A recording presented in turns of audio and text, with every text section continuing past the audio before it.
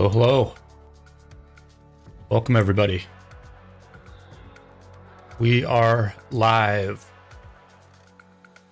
We're writing it, and we're doing it live.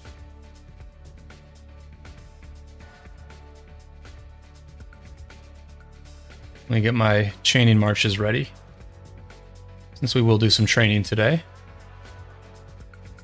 We're also going to crack some eggs and open a bunch of gold keys and talk about everything that's going down in Rise of Kingdoms. It's been a moderate news week, I would say. I think compared to last week when the 254 365 KVK ended and Bunny announced his retirement. That was a bit more newsworthy, I guess. Although I guess it is true that over the weekend, Redline did do that podcast, which was the talk of the town at that point. Nate, welcome to the stream. Thank you for being here. I'm just getting started. I will pull out my two main barb chaining marches, and then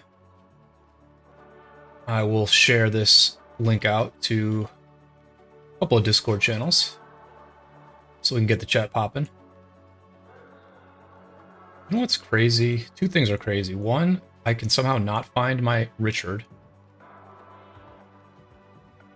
Can't find my Richard. And two, I didn't even set a preset for Richard because he's just been out since the KVK started. Why do I not see my Richard? What is going on? There's no Richard and there's no Charles?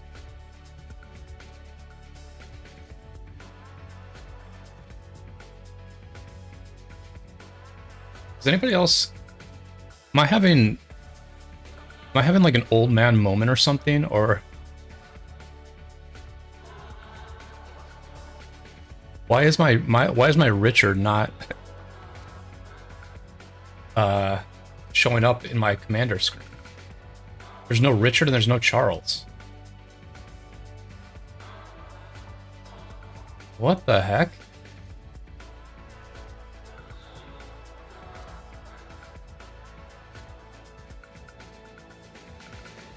Look at this. Look what is going on. There's no Richard and there's no Charles.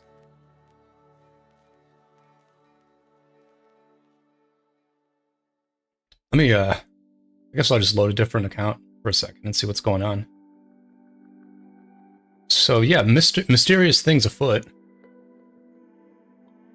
here in Rise of Kingdoms, as well as in the real world. Things are popping off here in Vegas. It's the weekend, and there was another supposed UFO sighting a couple nights ago. We'll get into that as well. I guess I'm on this account. I might as well send out some gatherers real quick. And open a gold pit.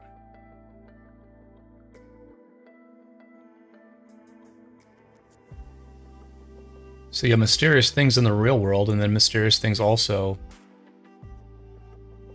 in our ROK, where my Richard and my Charles Martel have disappeared from my commander list.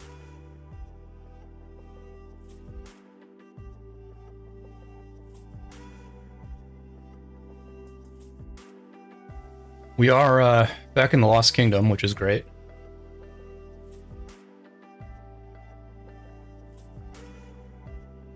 But it's day 3 of the Lost Kingdom, and so there's just like so much to do on the first few days.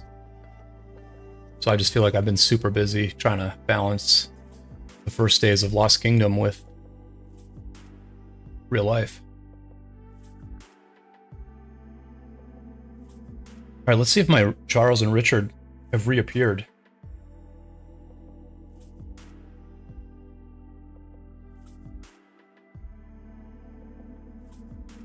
Throw a like on the video if you are enjoying the stream. That will help get some exposure Okay, what is happening? What is this? Where is my Richard and Charles?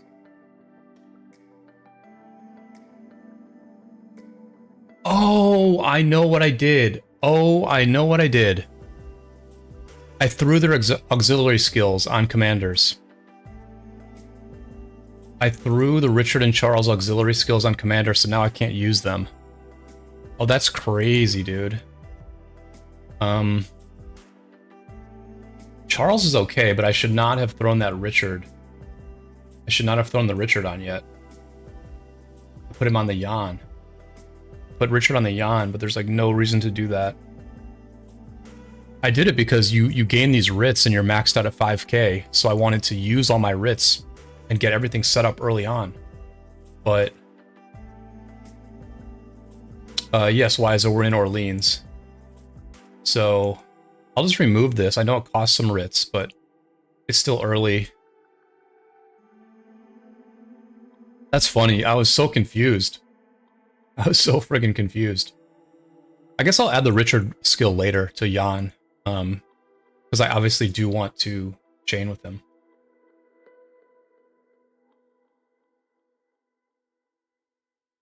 So I won't be able to add the YSG skill to anybody either. Alright. That's good to know. Oh, I did have... Okay, so I did have a hot key for this. Alright, sorry y'all. Slow start to the stream. My Richard was... I thought he was kidnapped, but I had actually just taken him out of action.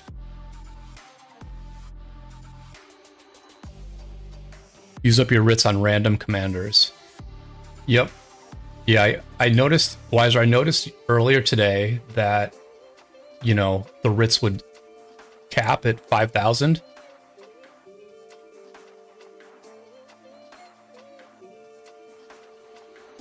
So you really have to plan everything out, basically. I was putting the Richard and the Charles on first because I knew where I wanted to put them. I wanted to put the Charles on the Guan, and I wanted to put the Richard on my main garrison, which is Jan. Alright, so one mystery solved. Further mysteries to go. I used everything except the bar marches, gatherers in your field.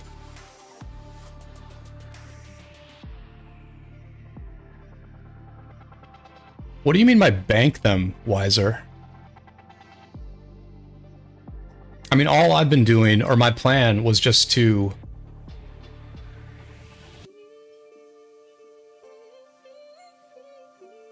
My plan was just to put, like, start filling up my field marches, right? Like, there's no reason to do anything with, like, Pelagius, right? There's no reason to put a skill on Pelagius, because I'm not going to use Pelagius. Nor am I going to use any of his skills. I mean, the only banking I'm really doing is I'm just putting I'm hooking up the Guan right now, because I know he's going to be... I guess ultimately I just have enough writs that it doesn't matter. I'm just going to be capped at 5,000, and it doesn't matter. Hey, Kick You, welcome to the stream. Says, hi guys, where's the bank donation page on our Discord? It is, it's under Alliance Discussions, and it says Bank Donation. It's a channel called Bank Donation. It's right next to Bank Resource Request. Natsu, welcome. Bank in the sense that you can recycle and get writs back when you need them, I guess. Oh, that makes sense. That makes sense. You get 400 back. Okay. So what I could do is I could bank... I could put Mechmed's skill... Oh, I can bank anything. Okay. Oh, very cool. Very cool tip. So I can just, like, I can put a random skill on Kira. I can put, like, Kusunoki on Kira. And then get 400 back whenever I want to remove that. Okay, that's cool. Good call. Good call. Alright, so this is... We've already learned something on this stream. Oops, we don't want that. I just want to share this link out, so 1 second.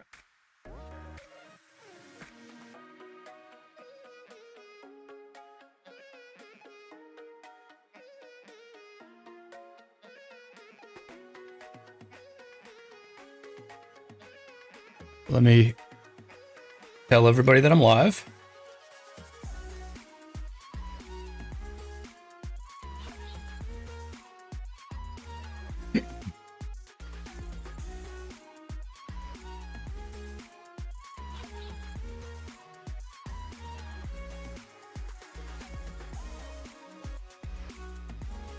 We'll also jump on the live streaming channel. Let me give you all something to look at while I'm sending this stuff out. You guys can watch me barb chain. Super exciting.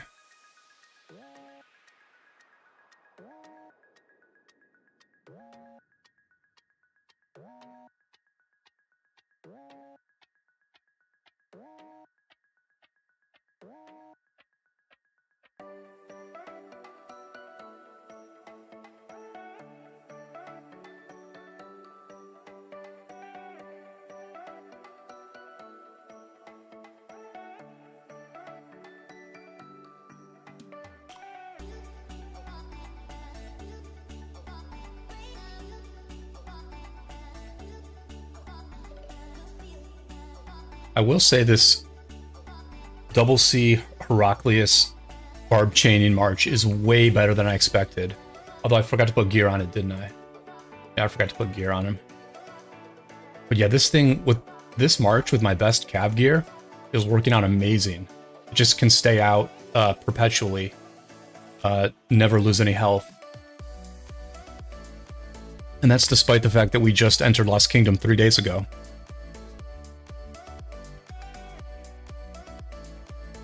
We are still repairing the Ruined Crusader Fort, which we just captured this morning, I guess. I was asleep, but we grabbed the RCF.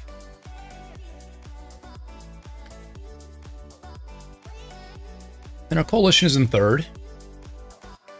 Our allies in red are in first, and I believe in second is our main adversaries in Kingdom 818. I think these guys are B2W. Yep. So yeah, I'm getting the feel that this is going to be a really good KVK. I think this is going to be a very, very competitive KVK. I think we're probably the slight favorites, but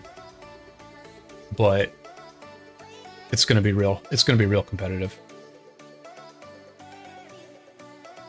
I think we're the favorites simply because our campmates, the sort of random kingdom that we were matched up with or paired with, is like insanely strong.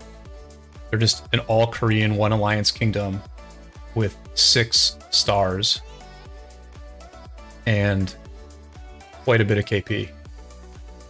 Yeah, I mean they're right there in KP, but the enemies are first in KP and third in KP, or second and fourth in KP. And what may make the difference is just the fact that we're the only kingdom that has 2 strong alliances.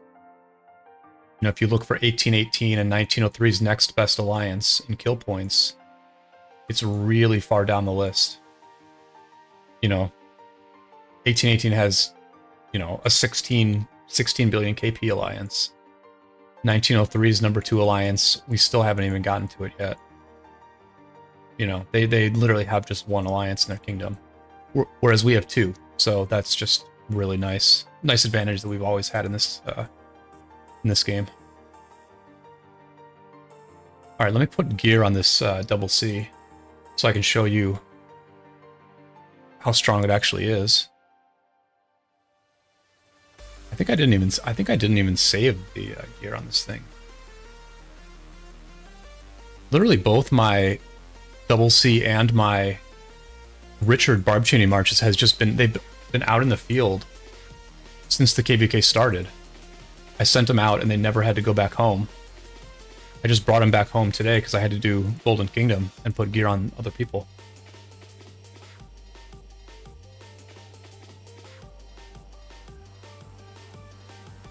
Natsu says, our allies 14-18 got 2 decent alliances also. That's true. That's true as well.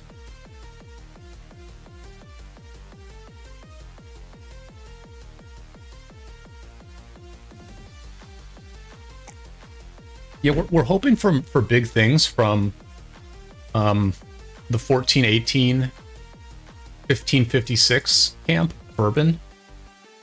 The Bourbon camp. We're hoping for big things from them. They're probably going to go right up against the lower right here, which is 1903 and 1209. So this is going to be a very key fight in Nevers.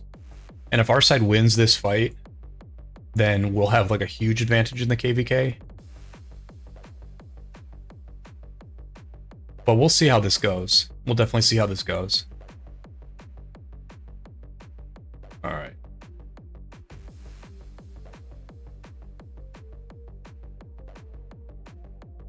Tech, how's it going? KVK is going fine so far. It's still very early. It's just day 3. We will probably not have any fighting. Our camp will not have any fighting until July 4th. Amira, welcome. I like the confidence. I'm sure there are some people in our kingdom that are actually hoping that our allies lose this zone just so that we have more of a fight. But I am not one of those people. I will always take the semi-easy win, and I am happy to get carried by my allies whenever they feel like carrying me.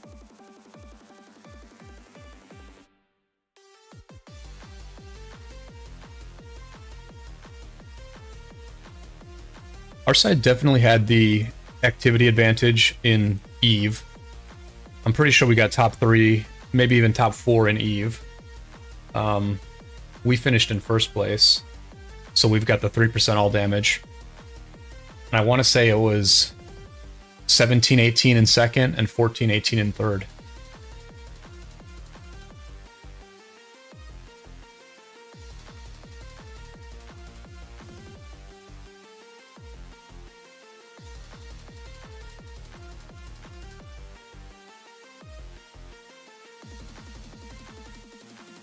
And I definitely have some opening to do tonight. I've got some gamble in me.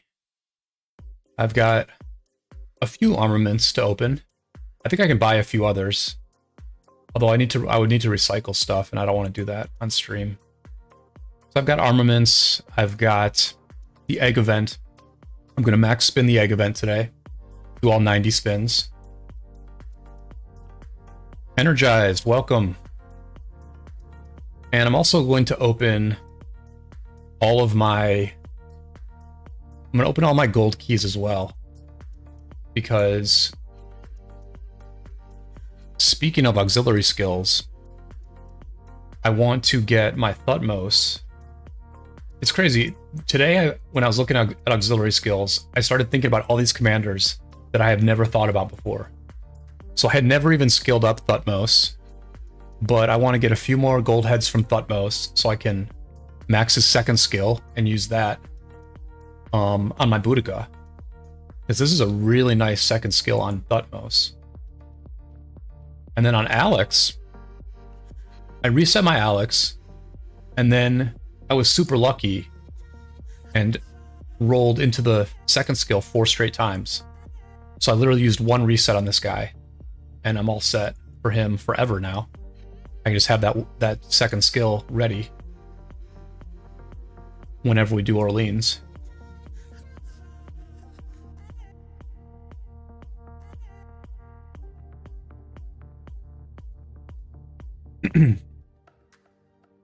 I will say this about Orleans. The one thing that is a little weird to me is that, in my opinion, the barbarians are more spread out. This is actually a pretty good example here. Like, don't you feel like normal barbarians would be very clumped together here? Whereas these are all spaced out, but pretty far from each other. And if you look around, that's the case like all over the map. I think when you watch me chain barbs, you're gonna see me looking around for a new clump to go to quite often. I mean, it looks okay. It looks actually better right now than it has looked in the past. Actually, this clump here is amazing. The map is shitting on my point. The map is shitting on my conspiracy theory. I don't know, these barbs just seem very spread out. Like, they just seem very spread out to me.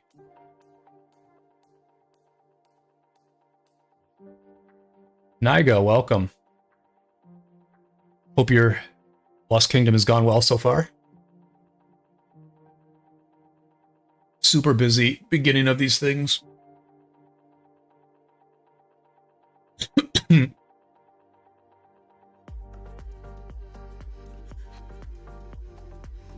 So I've just been doing a lot of, you know, 2 barbs, basically.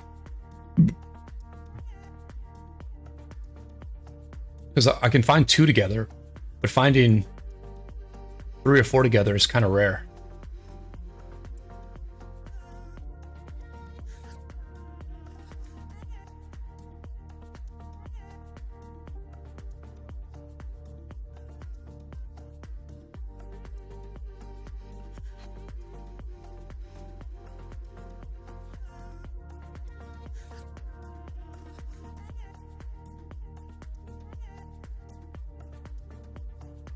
Let me get a couple of Bastion quests going as well. Because I do think I have a couple of Barb quests. Yep.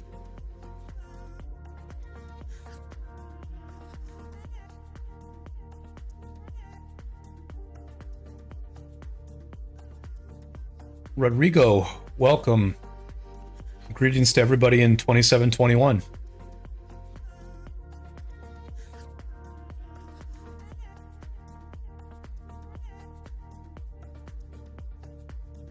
I believe 2721 is part of NIP.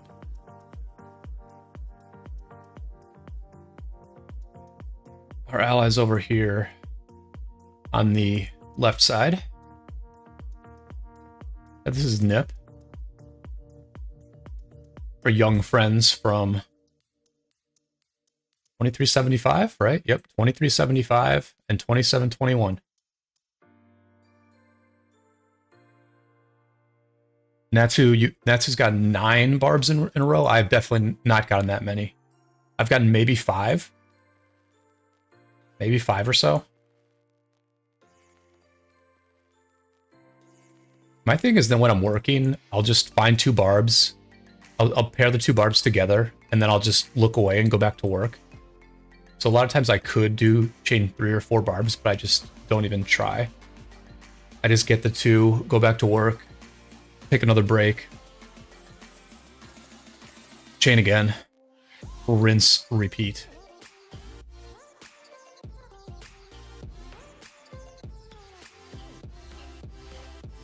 Tech says, so jealous watching you in KVK, can't wait to fight. Tech, what kingdom are you in? I feel like you told me that before, but I forget now.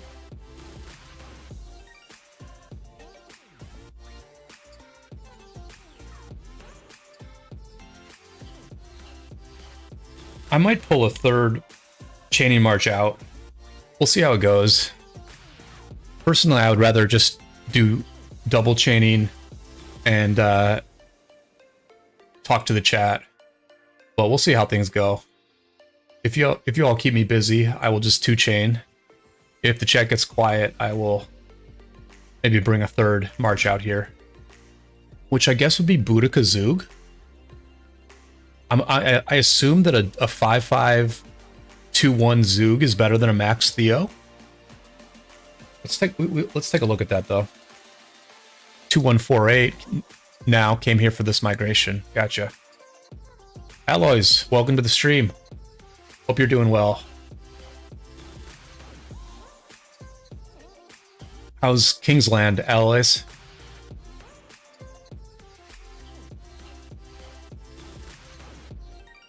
Allies is chilling in the zone that we are gonna gradually fight for. what is it called? Bourbon, or what's it called? Oh, Orleans. It's called Orleans, sir. Of course. Yeah, how's Orleans? How's Orleans, allies? How's the river now that you're at peace? Very relaxing. Once you no longer have to fight around this river, it's very relaxing. Very scenic. You know? I like the scenic aspects of the map. In our last KBK, I posted up right next to the Zig. And I compared it to a nice restaurant. Or no, I compared it to a tourist trap restaurant.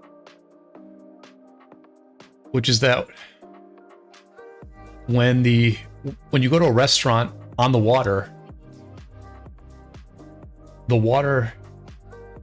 you're paying for the view, you're not paying for the food.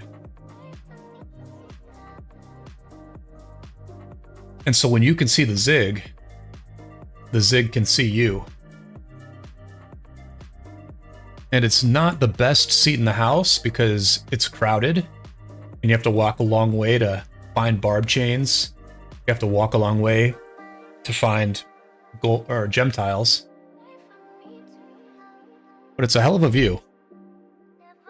It's a hell of a view to post up right next to these, you know, these incredible graphics in Rise of Kingdoms. These absolutely amazing graphics that we fight to flag next to. Orleans is boring now. Yep, that's what everybody says. When the fighting's over, everybody gets bored. Except for leadership. When the fighting's over, leadership is like, oh, thank God.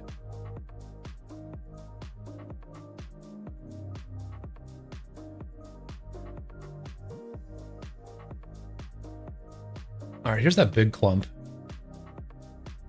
Here is that big clump.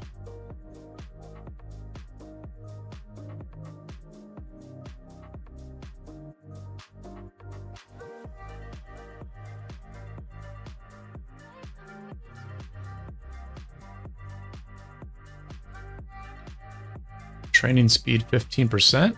That's cool.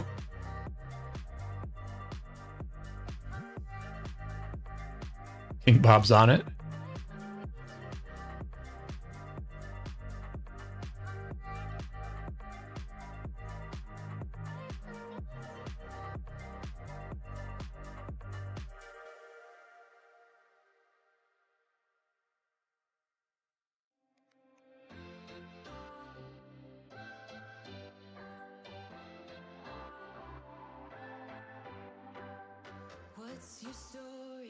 I'm thinking we'll do the egg event at 15 likes. So when we get to 15 likes, I will spin the egg, crack the egg, whatever it may be. Oh, I can like my own video. That's good. Natsu, have a good one. Thanks for popping in.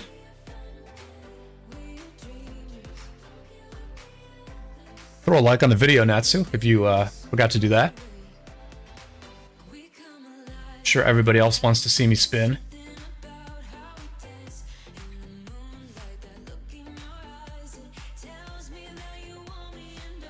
Last time I spun 100 times, I think it was 100 times. Last time I did the egg event, I got 68 purple chests. So we'll keep track again of the purple chests. And see if I do any better. I actually pulled 10 purple chests in my first 10 spins.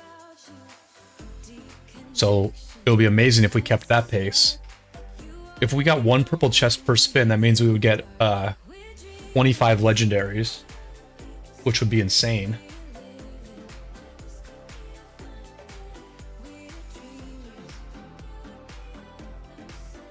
And I actually do have enough materials and the blueprint to make my 5th Ring of Doom. It's going to be a pity crit.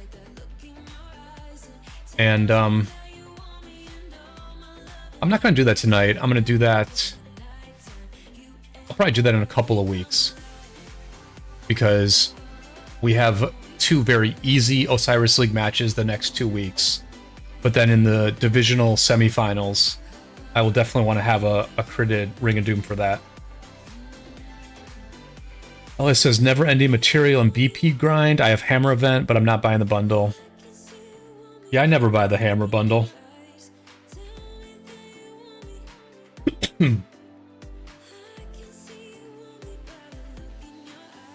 I'm not too big on the Hammer event.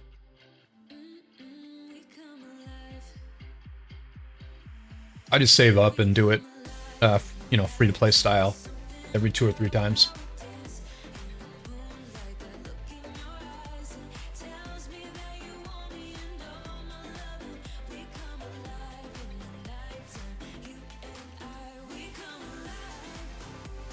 X says, same here, Brian. Gonna craft 5th ring and horn for pity crits in KVK. Oh, you're getting both pity crits. Okay. This will be my first pity crit.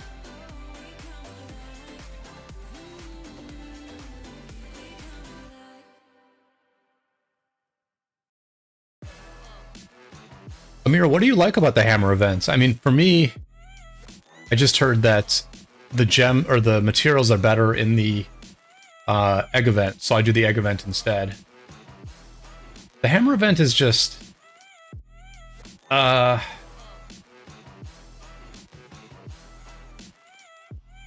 just don't need blueprints that badly, basically. I just don't need blueprints that badly these days. I need materials way worse. Alright, I probably messed up that chain. You're at stage 31 now. You do love the Hammer event.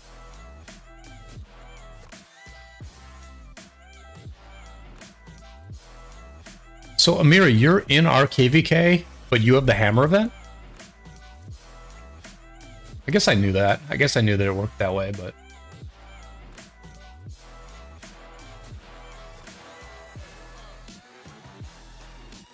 You can choose any golden blueprint. That's why I love it. In the egg, you don't have that many choices. That is true. I just have all my blueprints. I probably have about a year built up of blueprints. So I just, you know, I'm doing the chest and the egg event, but I'm not even sure that the chest is what I should be doing. You know, there's part of me that thinks I should just get more blueprints.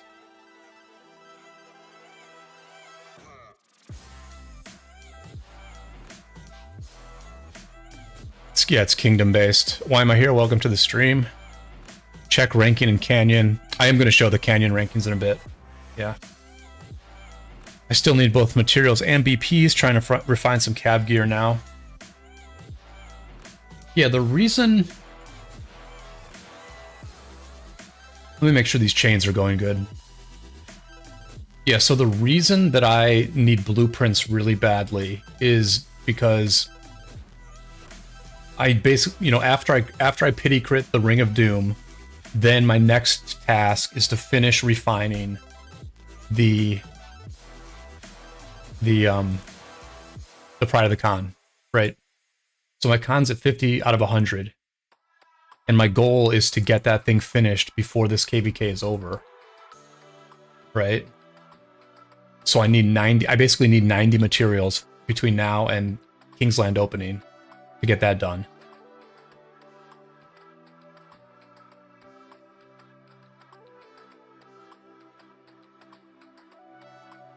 Amir, you're ahead of all the Koreans, all the Korean beasts?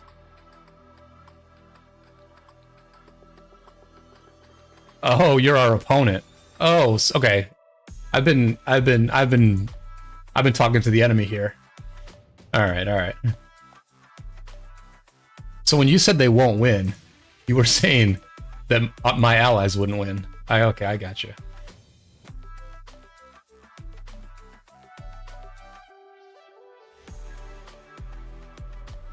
Yeah, I mean, we'll see. We'll see how it goes.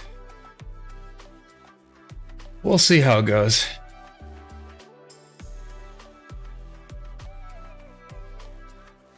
Ella says, took me 5 times to crit a ring 2. Pride of the Khan is the only time I've gotten a crit first time, other than the ring pity crit in 35 crafts. Yeah, that's pretty rough. That's pretty rough for sure. I've gotten a few. I have gotten a few the first time, but my luck is average to below average for sure. The big one I got was this. I critted the Sacred Dominion on the first try. There's actually a video of me doing this. If you want to see the video, you just look for the thumbnail that has the Sacred Dominion in the thumbnail. So I critted this on the first try, which was just like so unbelievably key. I don't even know where I would be if I hadn't critted this the first time. If I had to commit a bunch of materials to refining this Sacred Dominion over and over again, I would be in a totally different place. And I also critted the chest on the first try, and I also critted the horn. I also critted the horn on the first try. So I haven't exactly had a lot of, I haven't had a lot of really good luck, but my luck was there for the key items. The Sacred Dominion and the horn. In terms of building one perfect cav set, getting the crits on the Sacred Dominion and the horn was super important.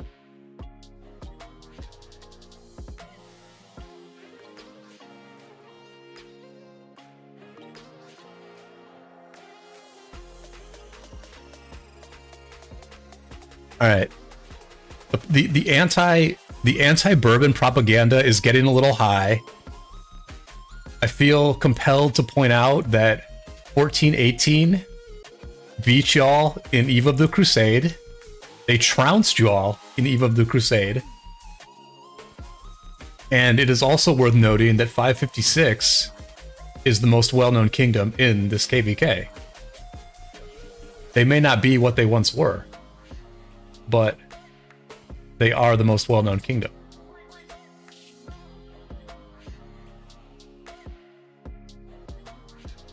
KOP. Former kingdom of Pho and Baba. I'm sure Pho passed a few wartime teachings on to those that remain.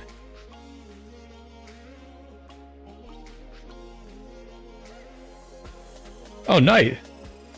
Welcome. I didn't see your chat there, Knight, but welcome.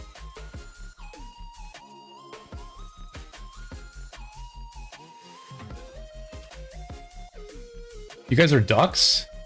I thought you were cows. No, I know that 1209 are cows. Cows. See, cows should be mooing.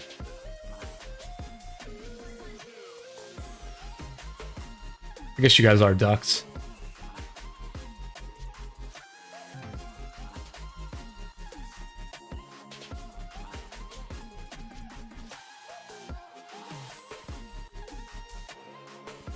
Natsu was here earlier, Night. He said he was going to bed.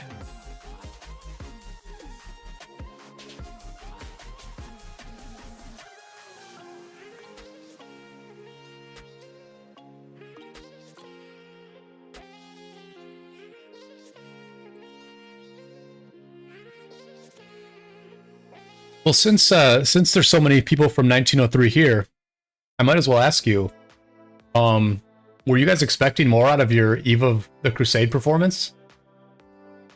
I mean, it's a pretty good test of activity, I would say, and I was surprised that you all didn't do better.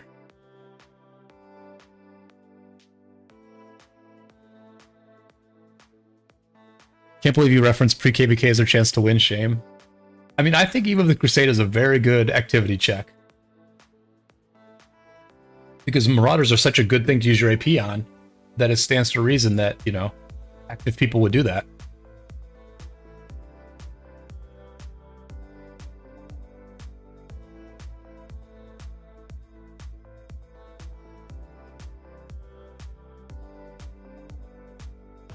All right, we are at 15 likes. I appreciate everybody throwing a like on the video. Let me find a good stopping point, and then we can open up the eggs. I don't know if we can tell that secret behind it. Okay. I mean, I figured there was something to it, honestly. I really did think there was something to it.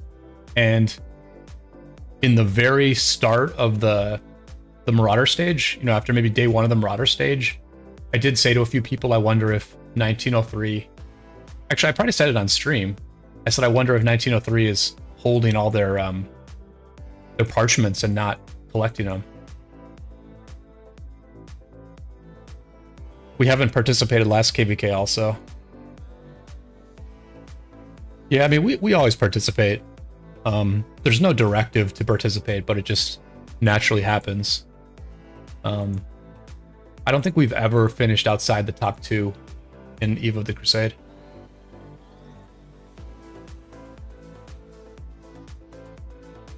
Which, you know, 3% damage isn't what it used to be, for sure. It's definitely not what it used to be. But, you know, if you look at Eve, from our perspective, from the 770 perspective, actually most of our whales didn't even train. So most of our whales, you know, sometimes our whales will train in order to win Eve of the Crusade.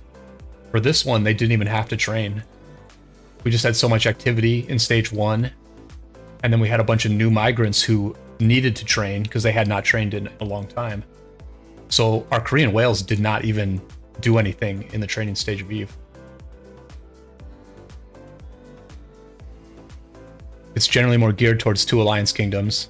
That's true. That is true that the top 3 was, you know, 17, 18, and then a couple of 2 alliance kingdoms.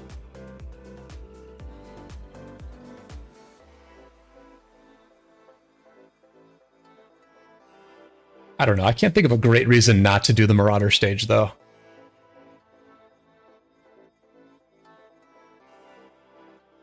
Especially when, as I said, the barbs in this KVK truly do seem more spread out to me.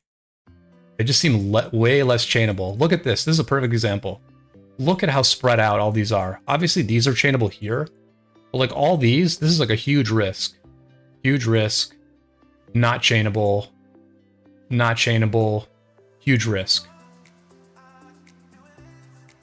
And I just see that all over the map. I just see these very spread out barbarians.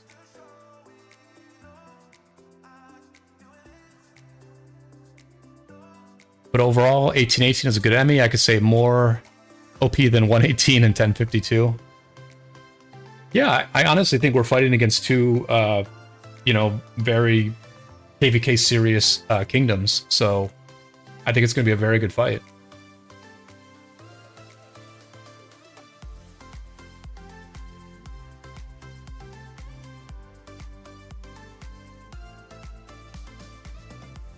Why am I here says their movement patterns are different and aggression range is much smaller. Yeah, somebody said that in LK chat the other day also. Yeah, it's kind of messed up, honestly. It's a really like sneaky way for Lilith to nerf barb chaining a bit. Which is not, it's not, you know, a problem on its own, because obviously this is only one of many KVKs, but it shows that they actually kind of want to nerf barb chaining. They're trying to quietly nerf barb chaining. Which from a business perspective, we can totally understand. We can totally understand why Lilith wants to nerf barb chaining or just get rid of it entirely, like they did in Hall of Dragons. But, you know, to me, it's a very key part of the game. I just don't think this game is the same if people can't spend all day in it, no life it, and get something for their efforts.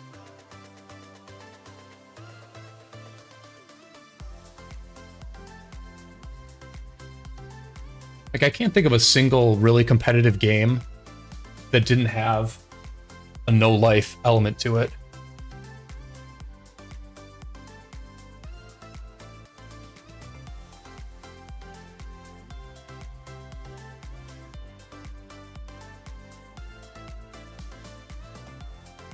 At the end of the day, like, the people in our alliance who are the most no-life are, you know, very good players.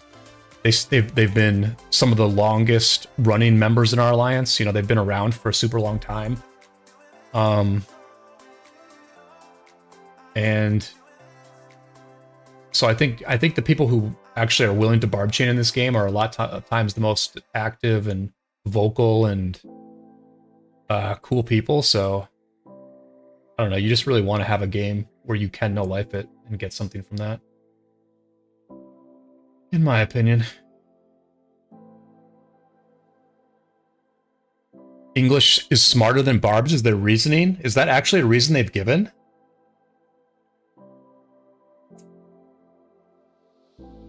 Knight says, annoying part is when you lose KVK, someone will talk trash about Eve. We endured 20 days of trash talk about Eve last KVK. Knight, can you remind me who you are in our alliance? I forget. Are you the Conqueror? I mean, I know the Conqueror's been in this chat. I just don't remember if that's you. Energize, good night. Thanks for being here. Why am I here? Thank you for hanging out. See you in Zone 6, no doubt. By the way, Yuli, that guy, and RF are no-lifers, but in a good way. They're always fighting. Yeah, that's the thing. Like, if people no-life it, like, you have to no-life in, right? So when you're fighting, no-lifing is a very important thing, right? So it just kind of like makes sense that if you need to no-life it during war, you should be able to no-life it during the grindy peacetime also. All right, who do we boot? Who do we boot? I guess we could boot one of Goku's accounts. I try to always boot somebody different. I guess I need to boot two, huh? I'm not in your KD. I'm still a sitting duck in 12. Oh, that's right, Knights. That's right. That's right. That's right.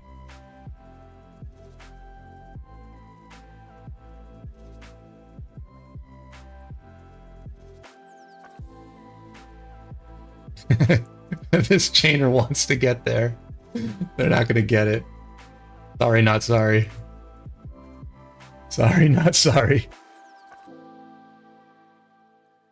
Can they chain it with me?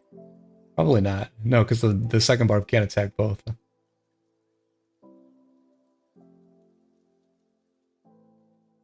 Yeah, that's really what it is, right? Is that you have to know life in war, so you just should be able to know life other times of the game too.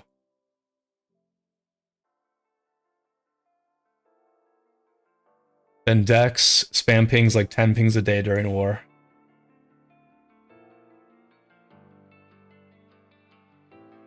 Yep. Yep. We are feeling good about our new migrants. We are feeling good about the Koreans that we were paired with.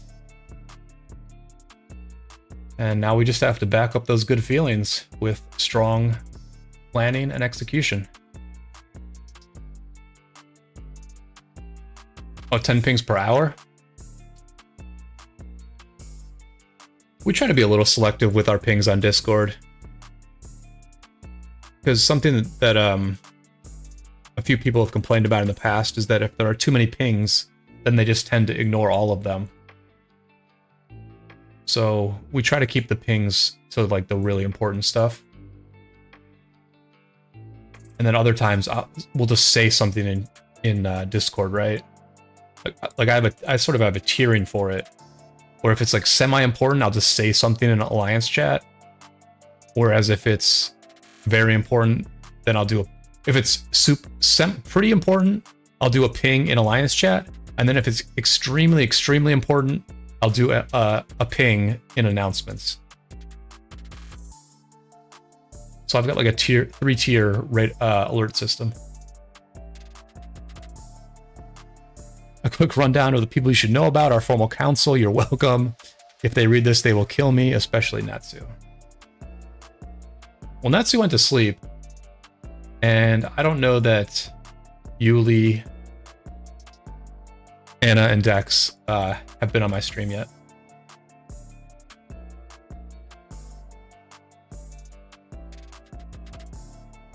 All right. I'm forgetting to do this egg. Let me do this egg. Let me make some egg drop soup here.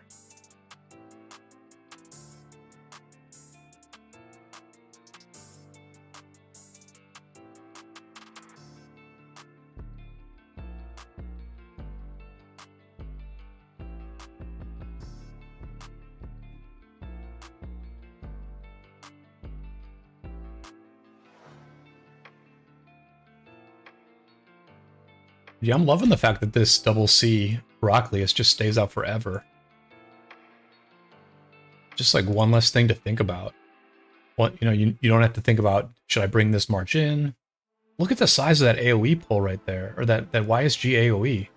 Can't believe it pulled this guy in.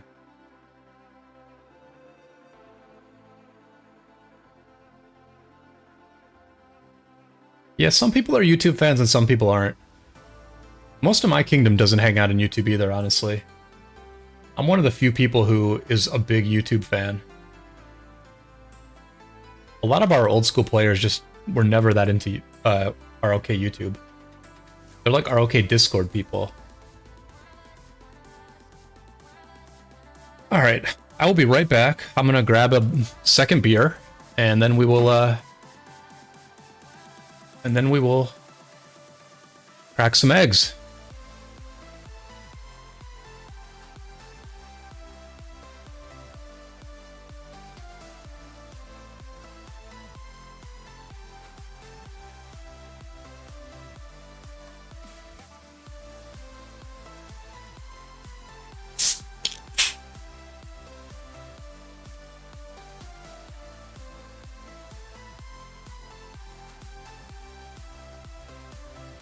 Drinking an RPM IPA from Boneyard Brewery tonight. This is, in the last few months, has become my go-to IPA, replacing the Union Jack IPA as just sort of the one that I will usually buy. It's my weekly drinker, right? It's my daily drinker. Not that I drink daily, but I do drink once or twice a week. And I'm loving the smooth, balanced nature of the RPM IPA. It is less hoppy and less bitter than the Union Jack. It's just very, very down the line, smooth, bit of a malty type flavor.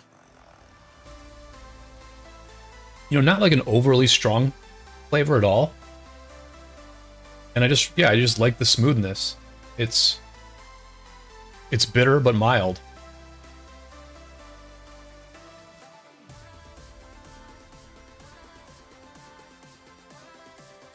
Not gonna lie, itching for a KVK like right now. I can tell, Knight. I can tell that you're antsy. Let me get the counter up. Let me get the egg counter up.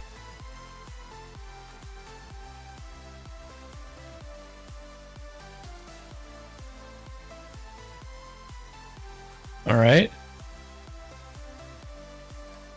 And let's get this thing going. There's one chest. All right, I'll just keep track. I'll keep track in my head. So I have 11 right now. Because I got 10 of these yesterday. I have 11 chests and 14 spins.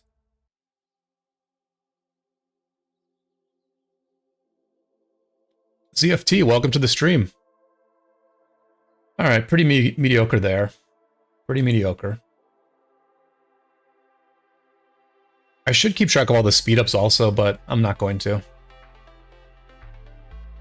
Alright, 5 purple chests, fantastic value. So we're at 16 now. Natsu still lurking. He was pulled out of his lurk by his former alliance mate. Now left alone in 1252. So we're at 16. Another 2. We're at 18. Let's open this up. All right.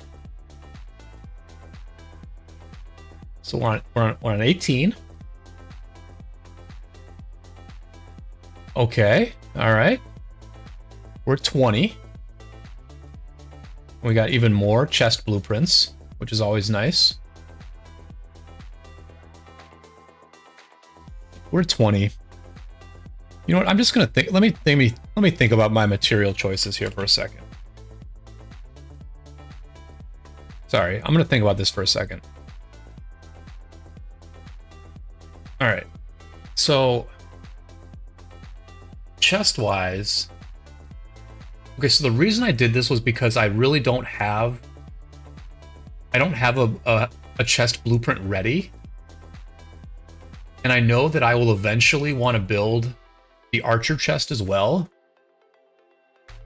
But the thing is, like, what piece of cav gear is the most needed to replace? Because this is decent. The DLB is decent. Obviously, the gladiator is decent. It's really the boots, right? Like, at the end of the day, I'm going to want 3 sets of boots. And I only have 1 right now. I'm going to want 3 sets of boots before I want 3 chests, right? And do I have boots? I think I have 1 boot blueprint. I've got 1 boot blueprint, and then I've got another 36.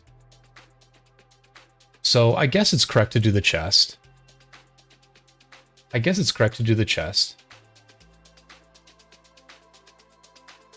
All right, we'll keep doing the chest.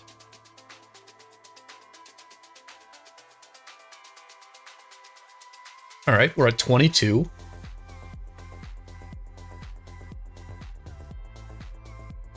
The resources are not terrible. The resources are better than these purple blueprints for sure.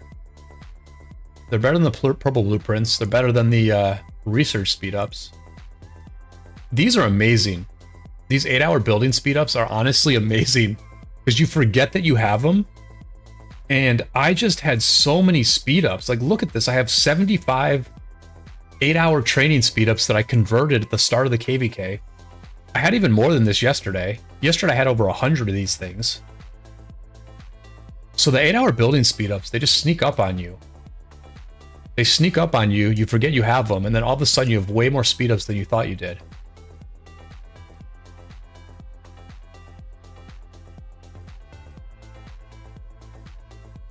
Alright, not a great spin there. Yeah, what time did Natsu say it was there? He said it was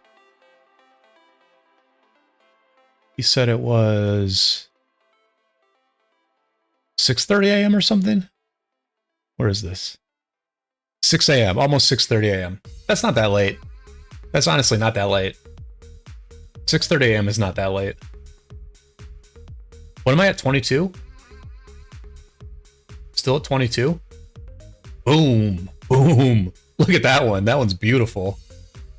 Look at that one. Let's just pause. Let's pause for posterity on this one. Wow. So that's eight chests. That's 4,800 gemmies. This is another 500 gemmies. That's 5,300 gemmies. Plus whatever this is worth. Plus whatever 5 blueprint pieces are worth. Well, 5 blueprint pieces are worth what? Like at least 1,000. So it's like 10k in value. 10k gems in value for 2,400. This is why we crack eggs.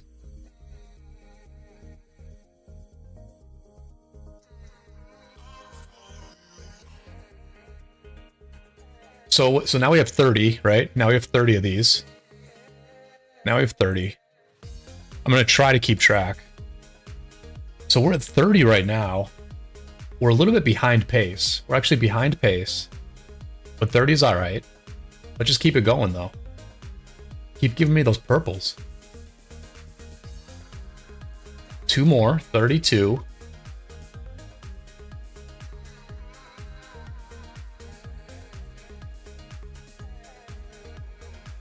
$33. Not great spins. 33.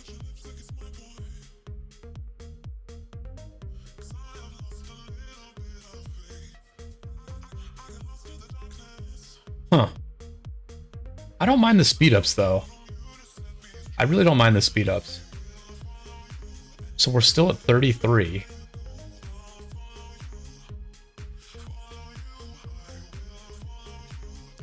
All right, all right. 37 now. Our pace is a little bit slow on the purple chests, but I feel like we've done pretty good avoiding the purple blueprints.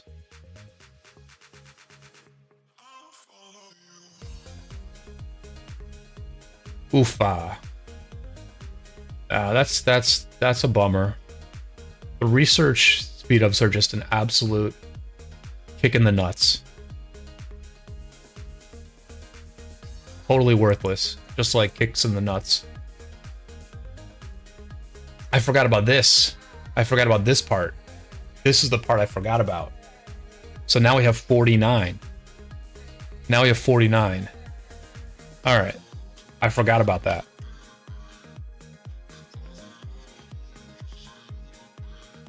All right, now we're at 49. Let's close strong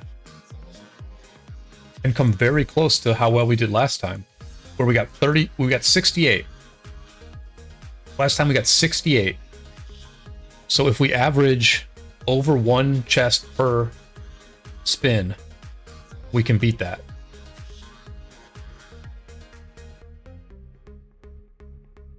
Huh. I don't see any purple chests there.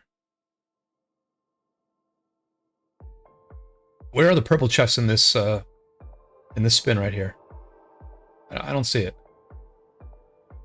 I'm confused.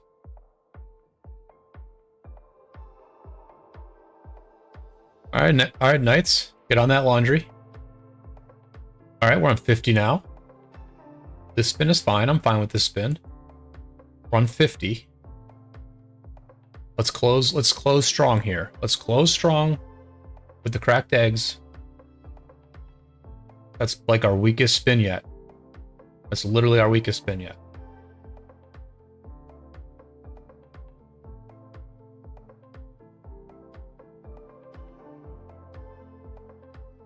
Nice, nice. I think we were still at 49, so now we're at 55. All right, very nice spin there. Here's our last 5 spot. We're 55, last 5 spot. We need a good one here. We need to close strong.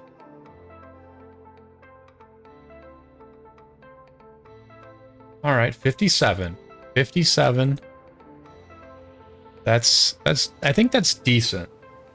We'll do the math and we'll see, but I think that's decent. We got a lot of blueprints. We got a lot of blueprints this time. A lot of freaking blueprints. Part of me wants to spin 5 just because I can, but we'll just do the 600. All right. So we got an absolute ton of materials there. We probably got...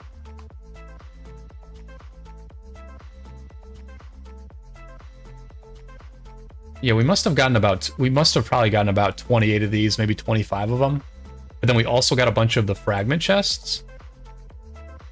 So we're set. We're absolutely set on chest blueprints. Which is fine. Which is fine. And then we did 57. We did 57.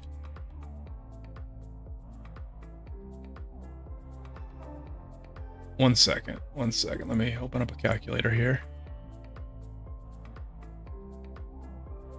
So what was it? It was 2,400 times 20. We spent 48,000. Spent 48,000 gems. Maybe a little bit less. We spent like 47,000 gems.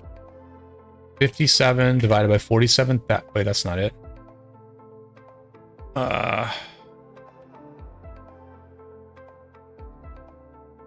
47. 1 second. So it was actually 824. 47,000 gems divided by 57 purples means we spent 824 gems per purple chest. That's not amazing. That's not amazing. I'm sure that's okay. Obviously, that is better than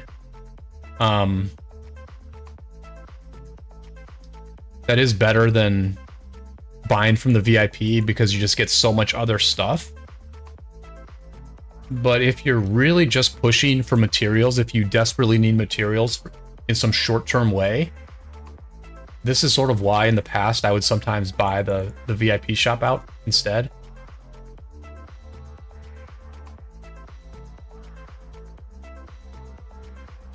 But yeah, it was all right. That was an all right egg event. Not the greatest. Definitely not the greatest.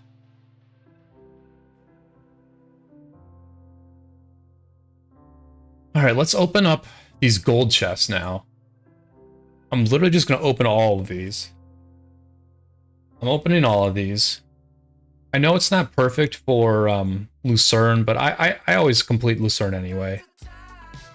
Missing a couple things in Lucerne is not important.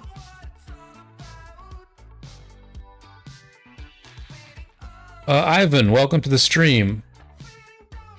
You say, I have Attila 5531 from MGE. Should I expertise and I use Attila Takeda for open field? Ivan, no, I would not do that. I would not do that. I think you just have to accept the fact that those gold heads are a bit wasted, to be honest. It's not, it's just not worth it, Ivan, at this point. For a few reasons. One, Attila Takeda is just not that strong. It's decent, right? Like, I built Attila recently. I literally spent money to build Attila, which is probably a waste of money, quite frankly.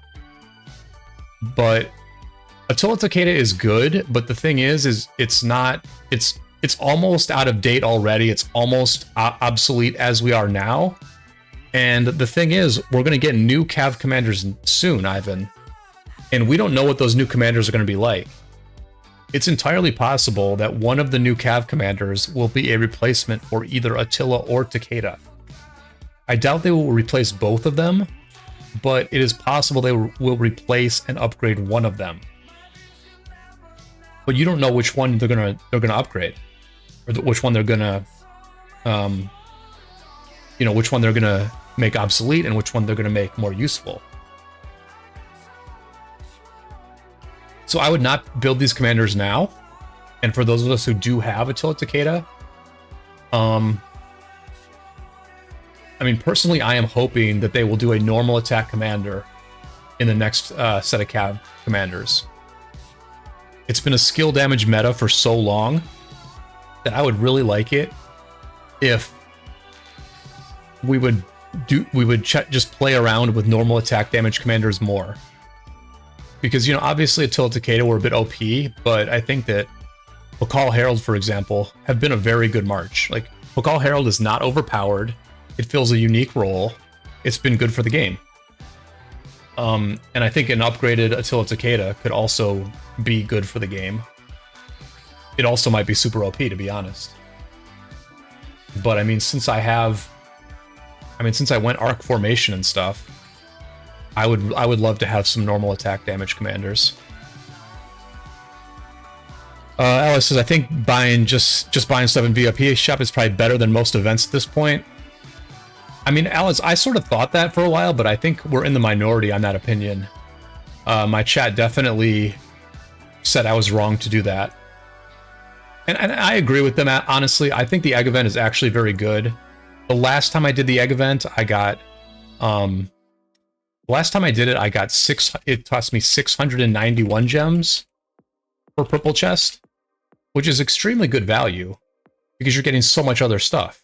You're getting a ton of speed ups, you're getting some resources, and you're getting a ton of blueprints. So, I mean, when you can do 691 gems per purple chest in the egg event, there's no way VIP shop is better. Like, the egg event has to be better than VIP shop in that case. With today's rolls, 824 gems per purple chest, then it's a little bit more debatable. ZFT Gaming says Lucerne Week 4 is gold chest open. L is the RSS and VIP shop are hella expensive. I mean, I could wait on my gold heads. I could wait on my gold chests. I'm not in any rush to get Thutmose, I guess. I'm not in any rush to do Thutmose. I guess I should wait. I guess I should wait on the gold chests. You're right, ZFT. Because I could even put this on Boudica now, right? I could just put this on Boudica. I know I'm going to use it on Boudica. And I could open the gold chest later. I could just open the gold chest later. Put this on Boudica now. Let's just do that. Let's do that. You're right. You're right, ZFT.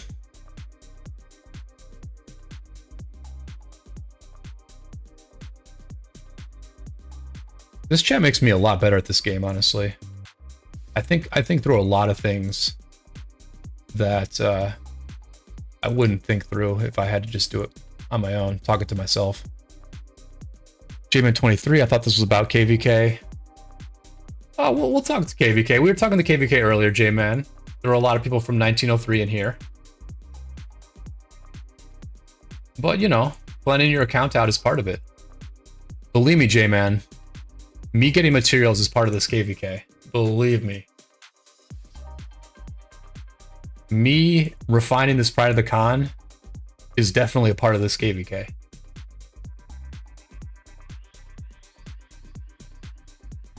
Gasman 059, you keep sucking. I'm not talking about buying RSS and VIP shop. Egg event is good, but I'm not doing wheels or many other events anymore. I mean, I pretty much just do egg. I mean, I'm doing a lot of the material based events these days. I do egg. I'll probably do Dalruks again. Friend or foe? I don't know, Gasman. What kingdom are you in? You sounded so depressed when you said that. Didn't mean to make you sad. No, I'm not depressed. I was sort of like, I said earlier in the stream that I was going to open up my gold chest, but I'm sure nobody cares that much that I'm going to wait. Foe? Oh, he's foe. Where are you guys from? What kingdom? Why do I have a full iconic set on Cow Cow? I have the full iconic set on Cow Cow because I am chaining barbs with Cow Cow. Ah, 1903. Gotcha.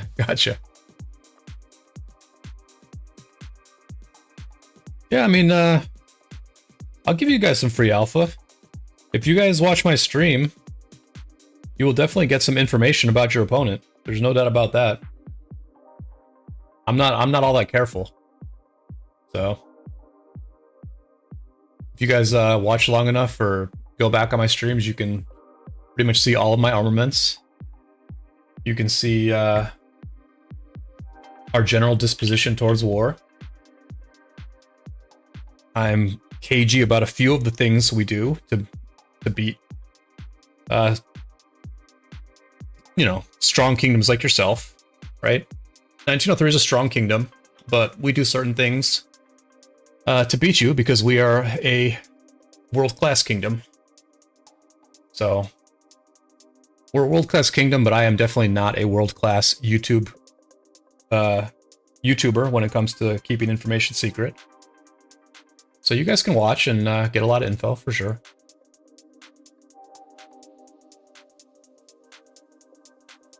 I certainly watched your leader Sineth's videos to get a feel for what your kingdom was like.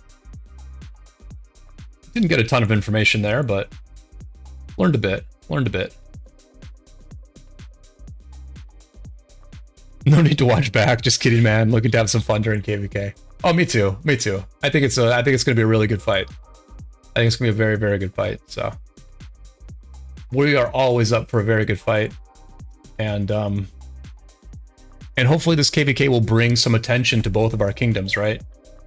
You know, all these former Imperiums are talking about, oh, it's a 2 alliance meta. It's the A kingdom meta now.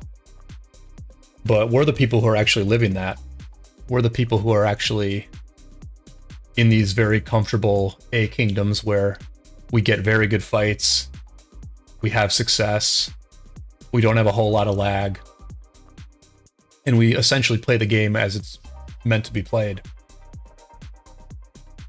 which is against equal competition without very much lag and without, you know, extreme spending deciding who wins.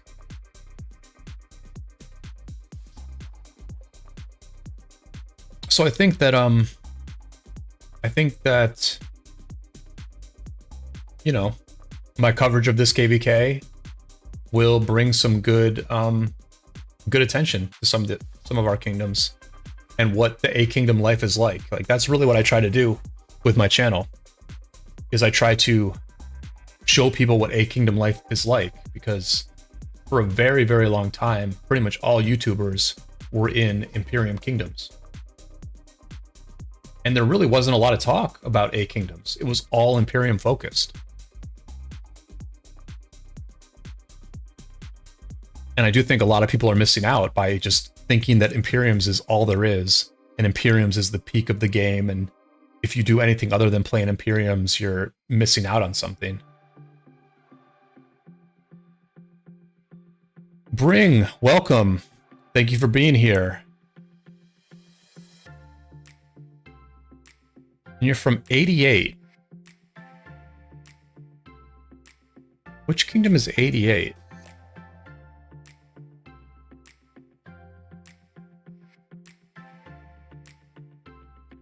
Oh, 2088. Okay, okay. Ah, yes. Our other key opponents. All the big dogs are here. Yes, good luck to you all in KVK as well. Gasman says, I'm a diplomat, we just farm. Well, that's what we're counting on. That's what we're counting on.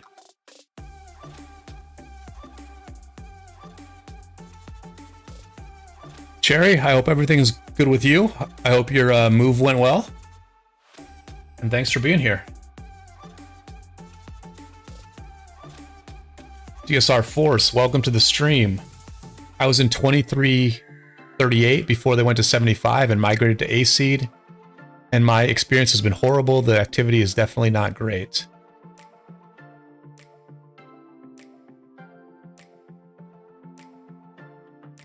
I'm sure there's some A seeds like that, but I don't know. I mean, I've never been in an Imperium, so I also don't know what I'm missing in the Imperium life. But I just think that, like, in the A, here's the thing, right? This is why I'm kind of like biased towards A kingdoms. You know, when people from 254, for example, or even Fa, when Fa did an interview earlier in the week, when he mentioned his best fights ever, he said his best wars ever were against 254. And so and the people from 254, they always say that their best fights were against 556. And so what they're saying is that they are saying their best fights were against the same opponent over and over again, and they were wars where basically everyone knew 254 was going to win. I mean, did anyone at any point doubt that 254 was going to win every single war against 556? Maybe in the first one there was a bit of a question mark, but after that we always knew 254 was going to win. And so for some Imperium kingdoms, they're saying their best experiences are in wars against the same opponent where they know what the outcome is going to be. And that is just not my experience in this game. My experience in an A kingdom in this game is that we have had many KVKs where we did not know who's going to win. We have had multiple KVKs where one team was winning at the beginning and then a different team made a comeback later on. And we have had many very close wars where, you know, after the first zones, we actually don't know who's going to win. And you go into these, you know, you go into like day 5 of a war and you're like still unsure who's going to win. You're still playing your A game because it's still unclear if you're going to win or not. And you have to put your best effort forward. And to me, that's like a great war. Like I can probably name like probably 3 wars we've been in that, you know, from a suspense perspective and from a how close the fight was perspective, were better than all of the wars that 254 and 556 have ever been in. Right? Because we can come up with fair matchups. Like our kingdoms are not that different and we can come up with fair matchups. As this KVK is an example of. Like this is literally a fair matchup. And it's probably going to be a war that lasts for a week straight, probably. Let me catch up to the chat here. Activity before the migration to 1875 was bad. Curious because 2338 was one of my potential spots. Sherry says, thank you, Brian. Was a delay yesterday. Only moved in today, but I finally got enough done. All right, that's good. And Sherry, at least is your internet up? Hopefully your internet's up. That's always, when I move, it's the internet, you know? Once the internet gets up and I've set up my my PC, that's when I actually feel moved in. Even if every single box is still unpacked. Or still packed. How do you figure out if a KD is a B, or C seed, and like how do you find a good active one? Well, you can one second, I'll show you. I'll show you a few ways to do it. So you can go to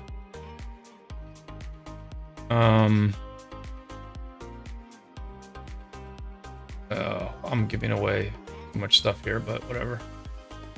You can go to the 1093 page here, Season of Conquest kill point page, and you can just like put in a kingdom, right?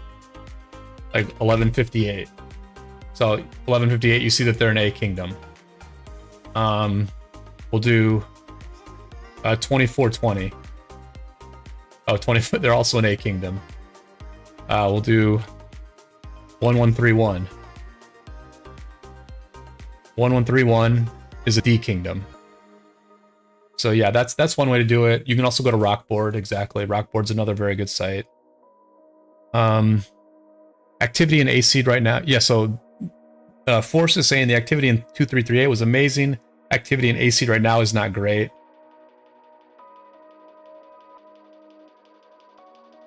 I'm not really sure what this site is called. Like, I guess I could...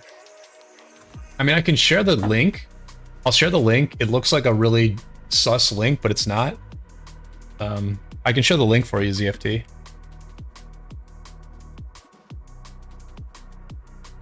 Force says, Brian, I totally agree with that sentiment. And yeah, you do research, right? Yeah, finding a good active one, you just have to gotta do good homework and pray, right? I do think that doing your homework and finding a good kingdom does take work. And yeah, it doesn't have pre-SOC kingdoms, right? Yeah, you have to do your homework. Like, you honestly just have to do your homework, right? And the reason I personally believe that the main reason that Imperiums are very big, and that Imperium life has always been like a big part of ROK, is because people don't do their homework. They just are like, well, it's going to be really hard to find a good smaller kingdom, so let's just go to a kingdom we know is good. Which, I don't know if people are aware of this, but one of the alliances in Kingdom 1307 announced that they were leaving. SN in 1307 announced they were leaving the kingdom at the end of this KVK, which they are currently losing to 1093.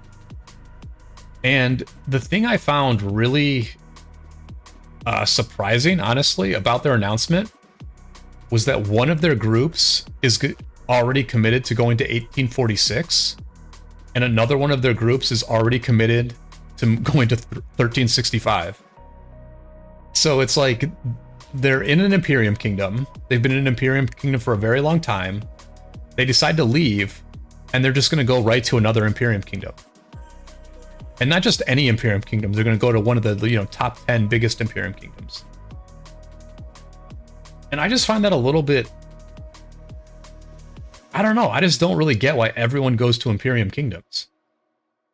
And I think a lot of it is just that it's very hard to do your homework and figure out what is a good A kingdom or a good B kingdom. It's very, very hard to figure that out.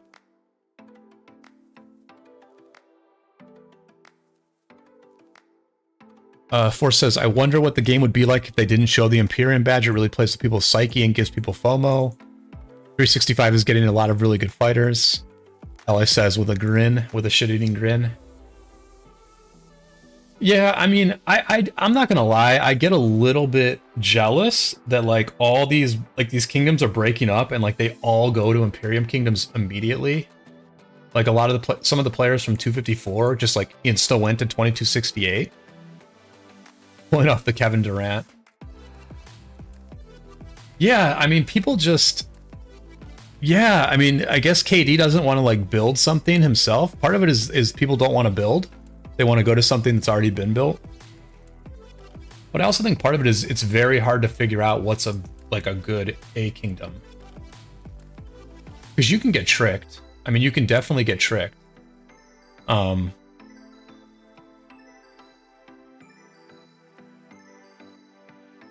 KZ says probably for the gold chests. The gold chests are certainly a part of it. Yeah, I mean, the gold chests are a part of it. But, you know, like, you also need more gold chests in those kingdoms in order to compete. We get very few gold chests in our alliance. Obviously, our VIP is a little bit behind and stuff. But we compete just fine, even without the gold chests at this level, right?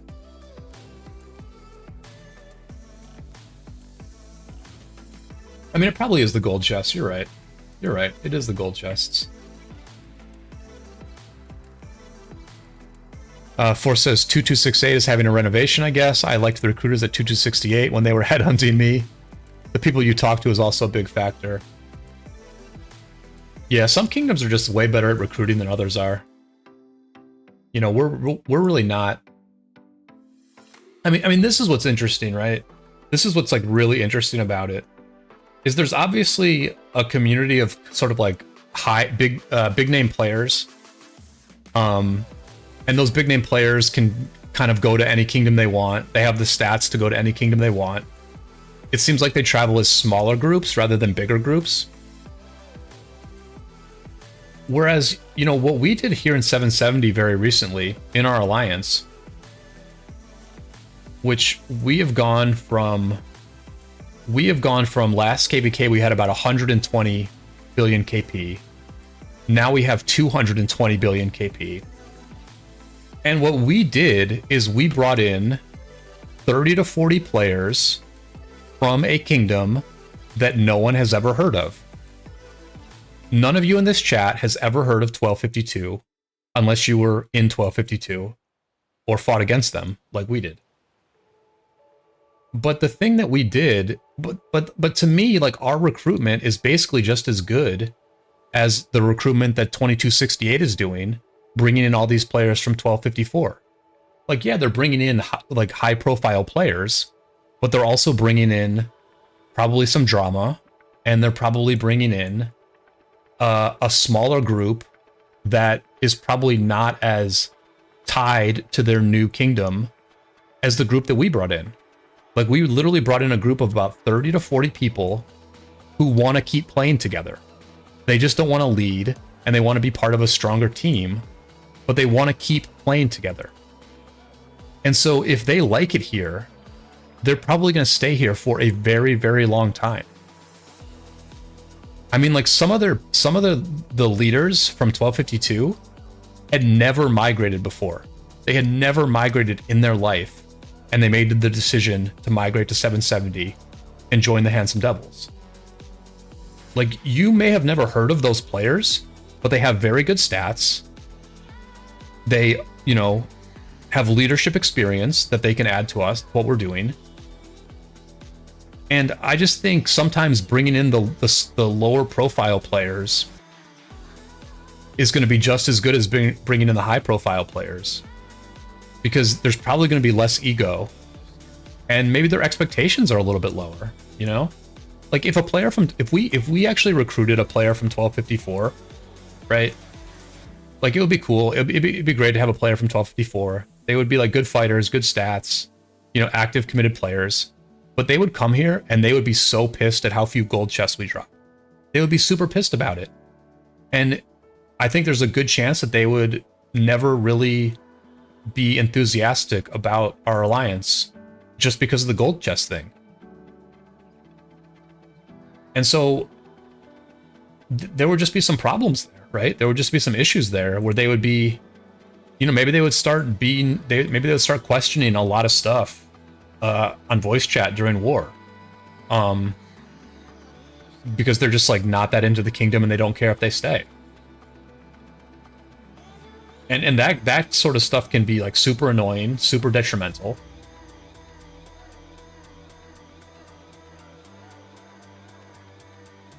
And so I don't know. I sort of see why everything is happening. I see why why certain players go to one place. I see why smaller kingdoms like ours struggle to recruit compared to the big Imperiums. But I also think there's like a lot of inefficiency with the way Imperiums run things. You know, I mean, Imperiums basically will recruit in 50 people, and then if 25 of them don't hit contribution in the next KVK, they'll ask them to leave immediately. You know, it's like a very sink or swim type of environment. Whereas, you know, we brought in a group of 30. Like, yeah, maybe some of them won't hit requirements this KVK, but I mean, we're going to give them like a second chance. We're going to talk to them and be like, hey, you know, you're fined this much. This is what you need to do next time. But it's not going to be this like savage situation where like you have to meet your contribution every single KVK, or you either have to leave or delete troops, you know?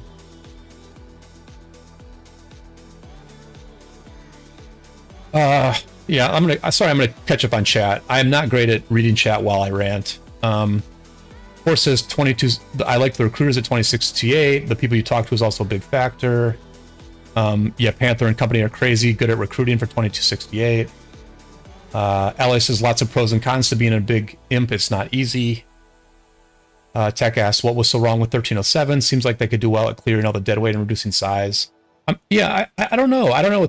I don't think the 1307 is like has anything too wrong with them. My guess is that one AVG and CB will stay in 1307 and keep that kingdom going. I hope that's what happens. Yeah, Natsu also like migrated for the first time. And Natsu's like a very, very strong player. I mean, from what I was reading in chat the other day, I feel like we have a group of players, mostly new migrants, who are like working on ranking really, really high in Champions of Olympia. Like, what are you guys going for in Olympia, Natsu? I think they're going for like diamond or something. They're going for platinum, or they're going for diamond. Like a group of players here in the Handsome Devils. And I'm sure most of you have never heard of these players, but like they're actually very good at the game. LS says it's hard to stay in big imps a long time. They wear out accounts.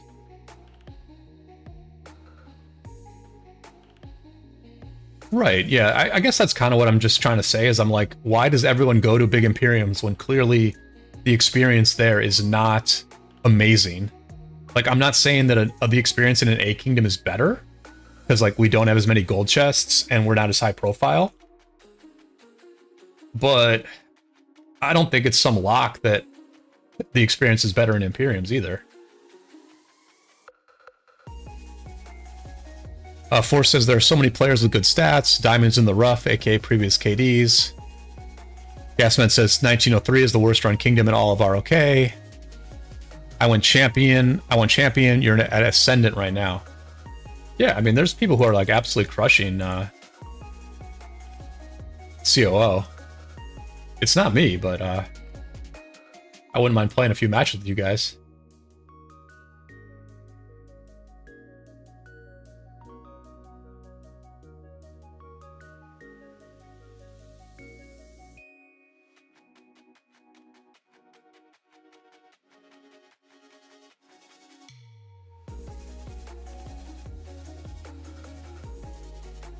Oh, let me...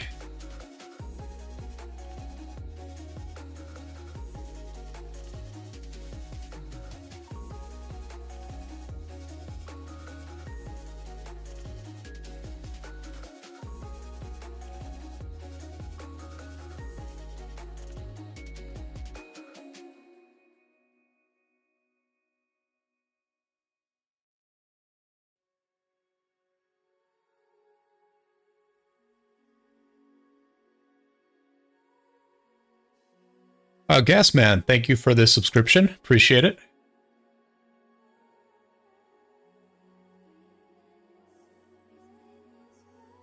Yeah, so the trap with A kingdoms, right? I think this is a fairly good example, right? 1903, as far as I can tell, is a very good kingdom. They have, they have 4 stars. They've done well in Osiris League, and it appears they took a tougher fight in this KVK than they needed to, right? So 1903 seems like a very strong A kingdom, but the trap that can happen, right, is that you can have A kingdoms with a bunch of stars that are actually not that good, that almost never take tough fights, right? So our old enemies and rivals, 871, right?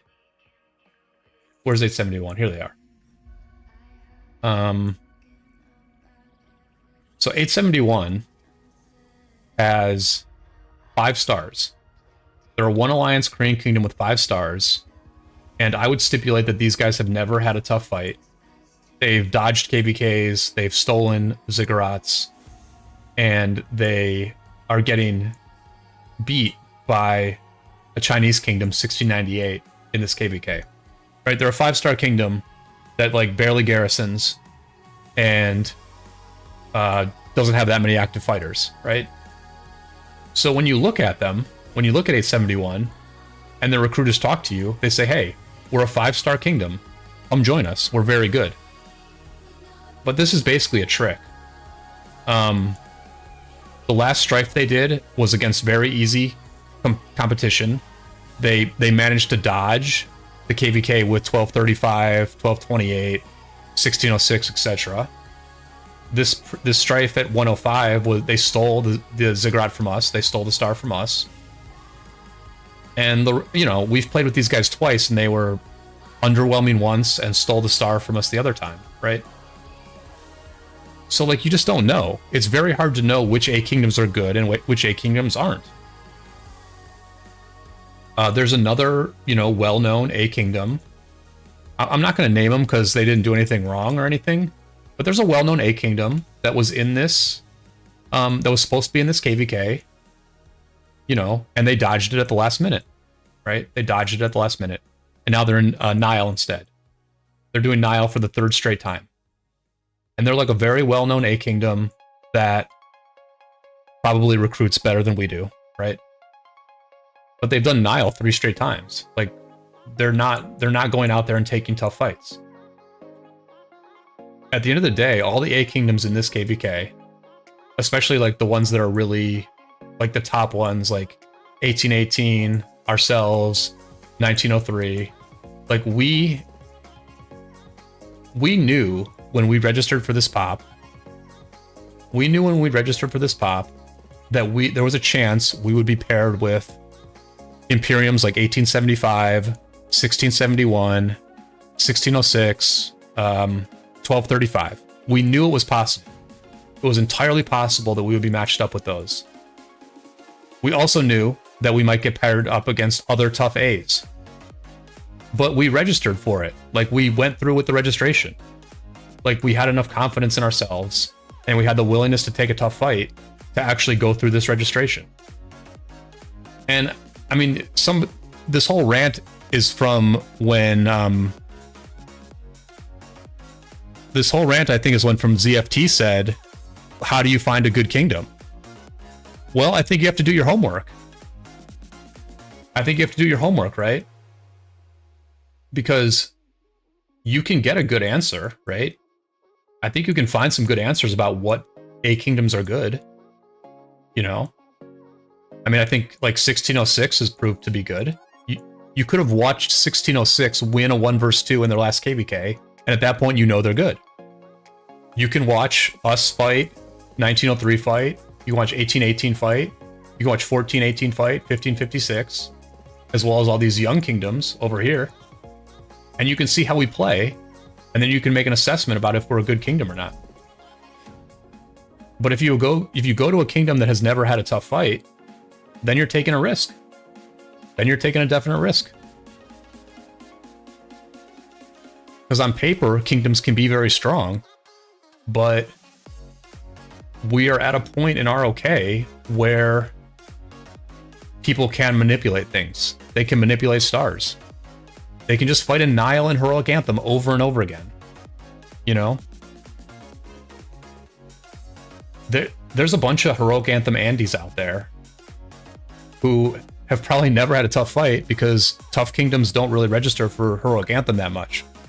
So they do Heroic Anthem over and over again, and they get a bunch of stars, and they call themselves an elite kingdom. But but how do they know? How do they even know that they are?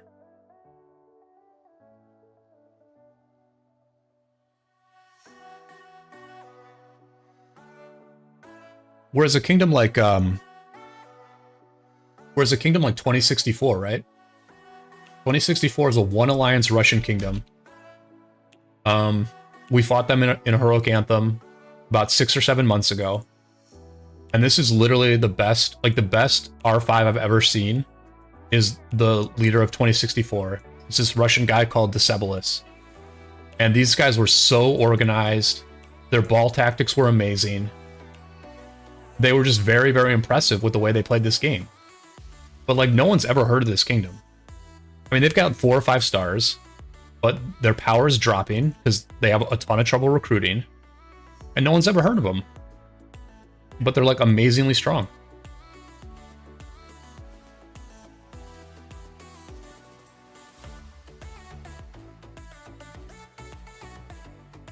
ZFT Gaming says, lol, I trigger tons of rants in YouTubers' live streams, especially 12-inch. I would love to hear a good 12-inch rant. I mean, I watch his stream. I've watched his stream for years, and he does have some good rants, but I haven't heard a 12-inch rant recently to know, like, what his view of the game is right now.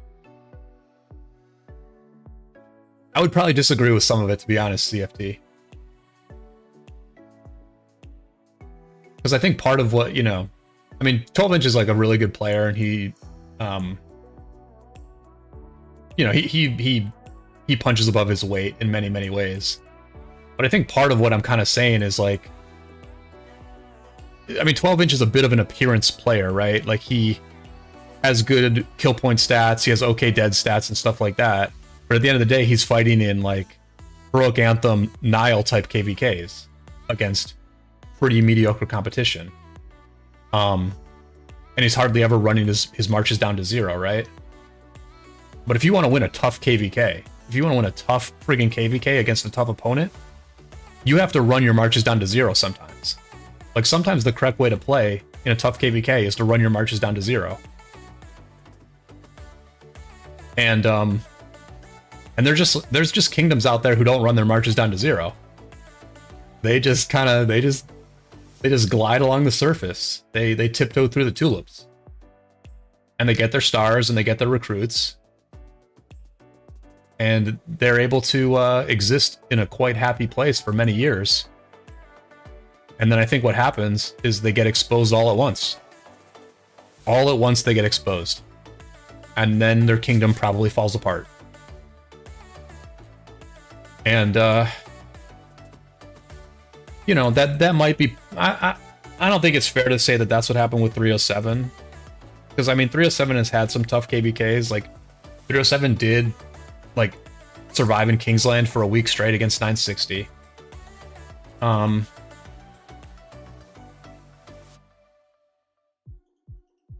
But, you know, I mean, but I think part of what happened with 307 is that they were like, you know, they never had that ultimate test. They never had the test where they really saw what they were made of. And as soon as they got that test, one of their alliances straight up left. Alloy says, have to wipe marches all the time. Yeah, I mean...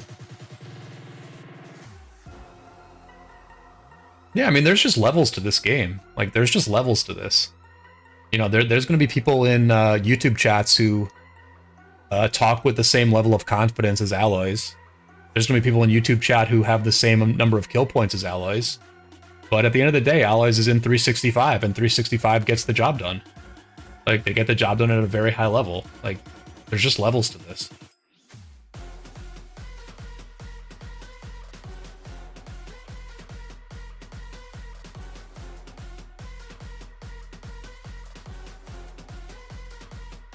ZFT Gaming says he's a free-to-play who recently entered SOC. What did you expect from him, Force? 10 million deads. Force says he's been in SOC for at least 3 seasons.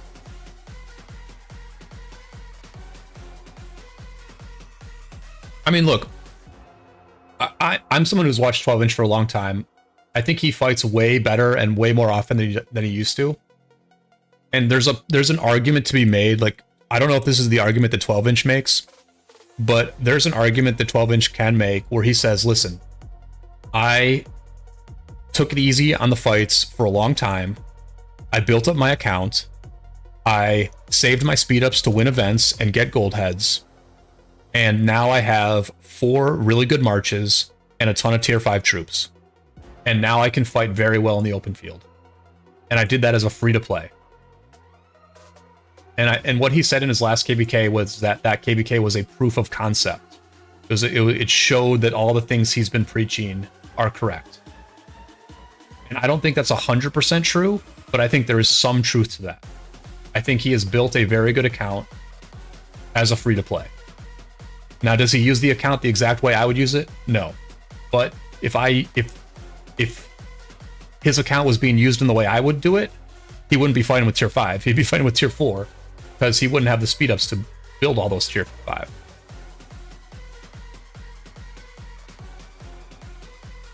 Harko, welcome to the stream. Hi, Brian. St. Peter Basilica skin are already available on your combat shop. Yes, it is. Yeah. I was actually looking at it because I was... It's kind of brutal, guys. It's kind of brutal. Because I have so many of these skins I want to buy, right? I need to buy the St. Peter's Basilica for garrisons. Like when I do infantry garrisons, I need this 10% skin. But I also want to buy Persian Dream so I can get the 3% healing every time I clear my hospital.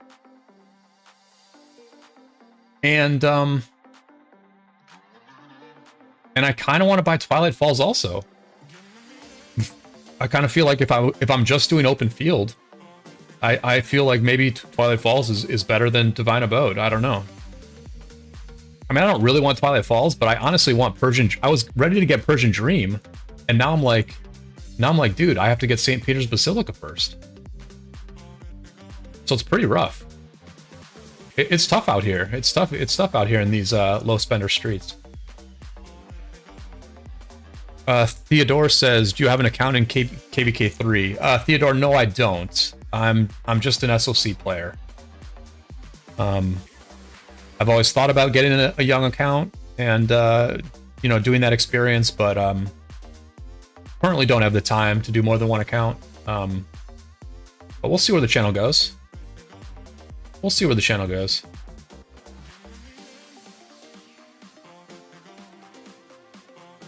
Speaking of 12 inch, I think he made a really good video the other day about YSG. I think he gave a very valuable point of view that other content creators haven't really given, which is that if you tell people to just save all their gold heads for the first 8 months of the game, then it's going to be like pretty boring for them. It's going to be pretty rough going through the first 7 or 8 months of this game with no legendary commanders. And I think it's because we all just play in SOC, and so it would be useful for a content creator to go back and experience the early game again, experience this new meta that we're in. Like just how many legendaries are we going to see in the open field in KVK 1 now? Force says, I agree, but he's not fighting against meta marches with gear and CC'd. Yeah, well, I mean, that's also why he's in CC'd, right? He changed like crazy though, so somewhat sustained speed ups. Force says, just like Shinji, who got asked to leave a B seed KV because he didn't contribute. Thing is, 12 inch is king. Well, I would bet that 12 inch is a top 10 contributor in his kingdom. I'd be shocked if in this latest KVK that if 12 inch wasn't like top 10 contributor. I mean, I guess it depends on how they score their dead troops, but he's got to be right around the top 10. And like, if you're a free to play who's top 10 in contribution, like you're doing fine. You're doing fine. No one can complain about that, really.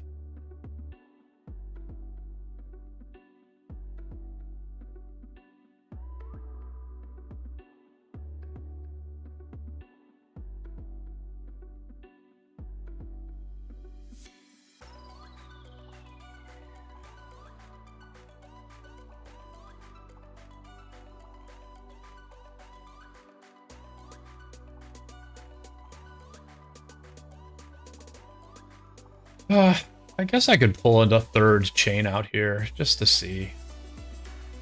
Oh, I need to open my armaments. Let's open the armaments as well. I'll do it quick, because for some reason, whenever I open armaments, the viewership drops. For me, it's like the most exciting part of the stream. But I guess for the viewers, it's like not that exciting. I don't know. I find the armaments like very exciting. Like this is what I care about. But anyway, I won't stretch it out too far. 12-inch did say a while back he was trying to get into 254, haha. I mean, that's the ultimate test, right? The ultimate test is what kingdoms will accept you.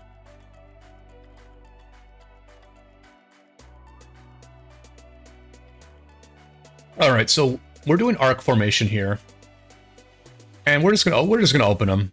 We're not gonna drag this out, guys and girls. We need cav armaments. Honestly, we need cav armaments. Like just a nice solid cav armament. Like 6-7% of stats. We just need 6-7% of stats on a cav armament. Okay, well. Okay.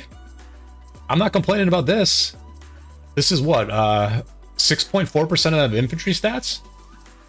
Okay. That's cool. Maybe they get salty because their armament luck is bad? Yeah, KZ, I'm not sure. I feel like armaments just in general don't do well. Like the viewership on armaments is just like not good in general. I feel like even, you know, like Chiskel doesn't really do like armament opening streams very often. What was it? I think, like Redline did like a big, armament opening with Yoda. And like the viewership on that video was like not that good. Like, to be honest. No, it's more, it's TFT, it's more, because it's the all damage was 1.5. Yeah, Netsu, you do have some very good cav armaments. Alright, we're just gonna open these 6 legendaries. These are from the Alliance mobilization thing mainly. We'll just open these up. Let's just see. Let's just see. We're already doing good. We already got one good armament, so. Here we go. Wish us luck. Alright. Alright, one inscription. Oh yeah, algebra, your cav armaments are insane, dude. Like there's like major whales in this game who only have like 32-33% on their marches. And you literally have like you literally have that on your cav march. All right, let's get something good here.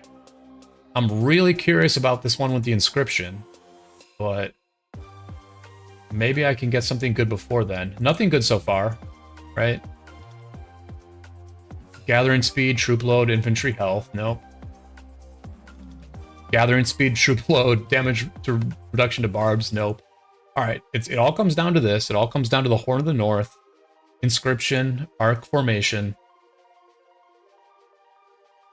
All right, let's see what we got. Devious, cavalry health. I believe Devious is skill damage. Yep, 2.5% extra skill damage. So we're saying that's 1.25% all damage. So that's 3.25 plus 1.6. That's about 5% of stats. Not terrible. Not great, but not terrible. Let's take a look. Let's look and see if this is an improvement. I think that infantry one might be an improvement. 1903, this is your chance to get a look at my infantry armaments. So is the shield, right? So this is like 3.2, 4.7, 7.3. So it's not an improvement for this guy, right?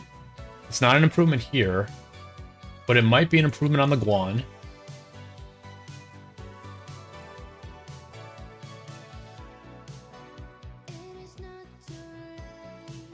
Oops. This looks like it has potential.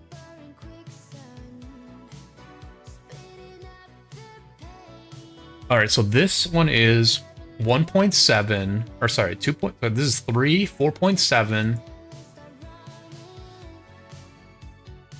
This is like 6. This is like 6. And what did I say this was? I said this was 6.4. What is better here? So I said this was 6 and this is 6.3. Or 6.4? I guess this is a little bit better. I'll say this is a little better. Right? I mean, less damage, but more defense. Yeah, I'm fine with that. Does infantry, does my Guan have a lot of infantry, what, does he have a lot of defense? Does he have a lot of defense? Not really. He has way more attack than he has defense. So yeah, that's an upgrade. That's a solid upgrade to get a little more defense on the Guan. Natsu says, I have an armament which has 2% all damage, 3.2% cav attack, and 2.5% cav defense. Yeah, give me. Gimme. ZFT Gaming has 25% of archer stats, 100% free to play. No archer marches. Yeah, but you'll eventually have archer marches. That's the thing. Now everyone's going to build an archer march. It's not like the old days, when people like me literally went years without having an archer march.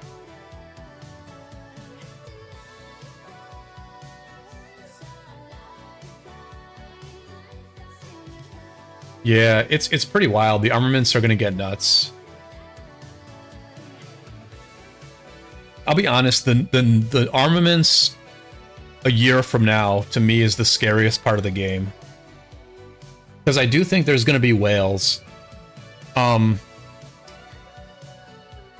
Chiskel did a video yesterday of showing, like, this guy Sean's armaments on the Chinese server. I'm sure some of you saw it. And I think what he said was that the inscriptions alone had 35% of stats. So that means that Sean probably has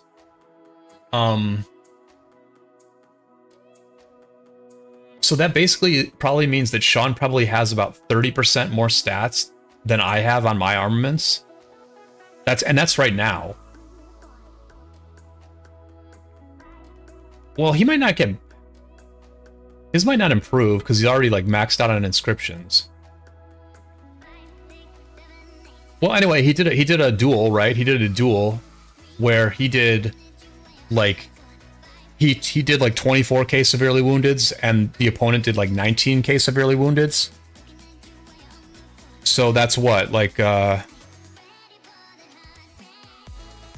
like 15% more severely woundeds.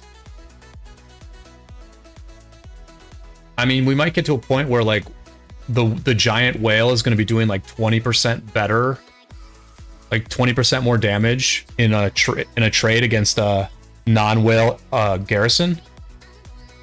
And like at that point, what do you do? Like, what do you do as the garrison that's just getting beat over and over again in the trades?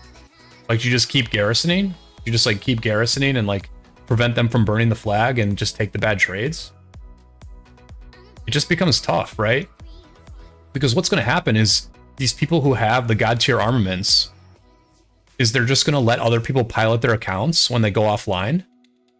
And so these whale accounts are going to just be used 24/7 to rally or to garrison. And it's going to be like really rough to crack them.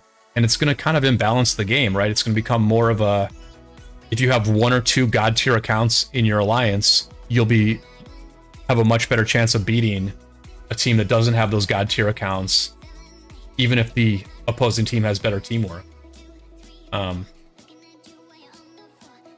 So, I mean, I think those days are coming because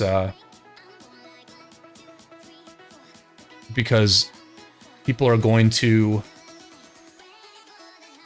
That's not it. People are going to start getting 8 of these And they're going to start unlocking some of these. Like, Invincible is insane. This is an insane armament on the Arch formation. Increases skill damage resistance by 5%. Their troops deal 3% extra normal attack damage, up to 12% to target for every 20% of units the target has lost. So this is an amazing skill in a garrison or rally, because you're going to eventually get that full 12% extra normal attack damage. Which, so this is, if we say the normal attack damage is half of the damage you do, that's 6% all damage, which is 15% of stats. So I mean, this is just like another 15% stats. I mean, plus the skill damage resistance is maybe like 17% of stats. Like, this is another inscription that's just 17% of stats. And this balanced one is a little bit weaker, I think. I'm not great at calculating like what this is worth. Because it's only on one of the active skills. But anyway, people are going to start buying. People are going to start getting these kind of soon, and we're just not feeling that yet.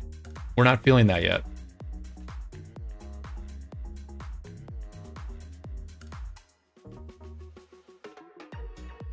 Netsu has one special inscription in Arch. If I get this one from here and the KVK one, I can have 3. Yeah, I have 2 special inscriptions. I have the line formation one, which is actually really good.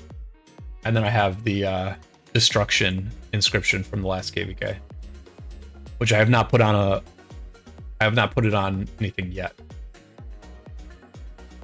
But I do have a plan for that.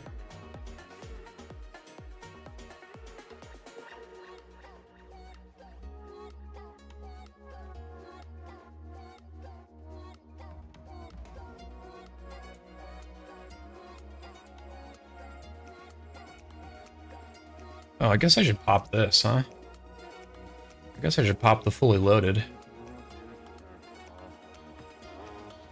Thank you all for hanging out, and throw a like on the video if you've not done so yet. Really appreciate that. Thank you to everyone who subscribed during the stream as well. Awesome turnout for the live stream tonight. Absolutely love it.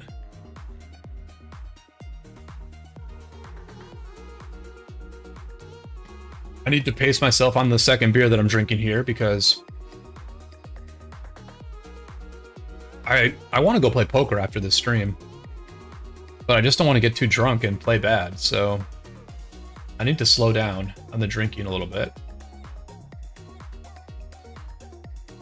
I did get a haircut today, so I'm looking good. Much needed haircut. Waited way too long to get a haircut.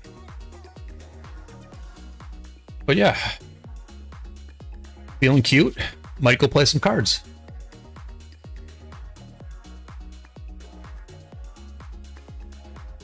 I lost last KVK, so sadly no special inscription from KVK yet for me. Right, and I think that's the dynamic that when I ranted earlier about some kingdoms being kind of fake and just doing Nile and Heroic Anthem over and over again.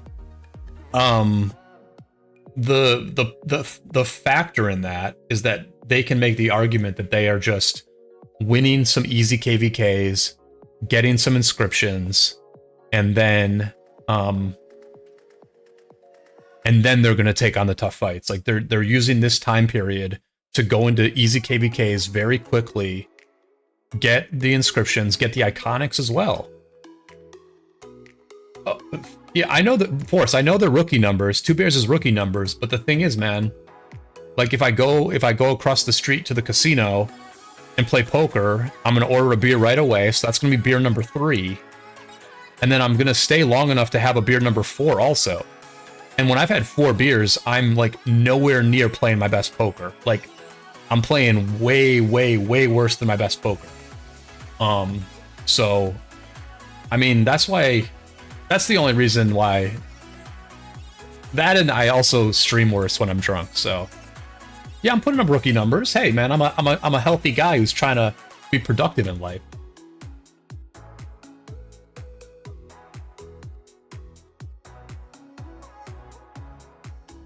If I was stone sober, I'd be chaining with 3 marches, but I'm having some cocktails, so it's only 2.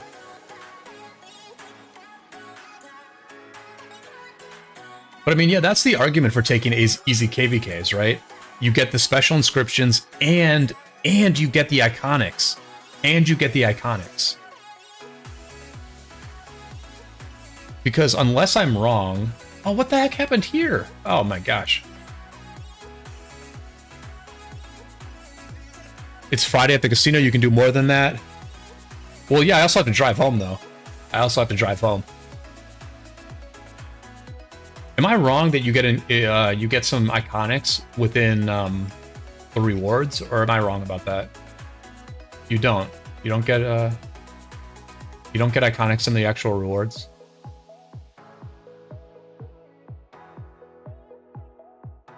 Oh, the iconics is in the individual ones, right? Yeah, yeah. I guess you can get most of the iconics even if you lose. But yeah, the iconics are like a really big deal too. Like the iconics are totally a reason to do easy KVKs over and over again, not get burnt out, register for the next one quickly, rinse, repeat, and build up your army that way. But I don't know, man. I think it's better to just take tough KVKs and just be that strong kingdom. Because I don't think that kingdoms can go from doing like very easy Nile KVKs and then get like a very tough matchup in like a Strife or a Warriors Unbound or an Orleans. I don't think they can like immediately like turn the dial from like 4 to 10. I don't think players are able to do that. I don't think players can go from doing like a happy fun time 36-hour fight in Nile Kingsland and then all of a sudden do a week-long fight in one of these tougher KVKs. Like, I just don't think you can turn the dial immediately. I think it takes some time to build up those muscles. You have 11 iconics? Holy shit. I have 1. I have 1.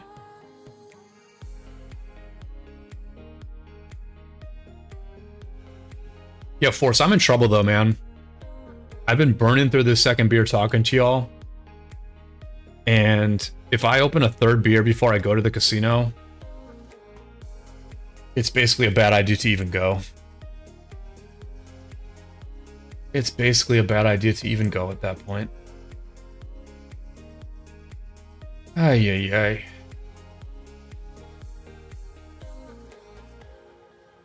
Ay, ay, ay.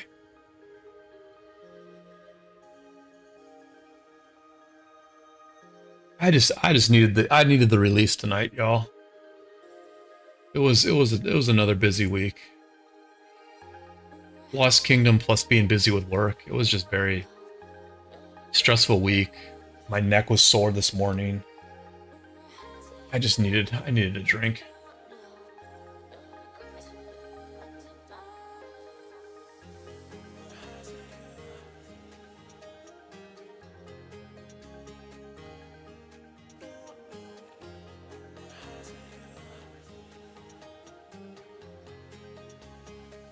Say goodbye to the ROK fund. Yeah, that's the thing, man. Like, I could literally lose like all of my KVK funds in a single night, right? I could go over there a little bit drunk, play a couple hands badly, and just lose like 2 Mountain Warfares. You know? What I do for work, I'm a transcriptionist.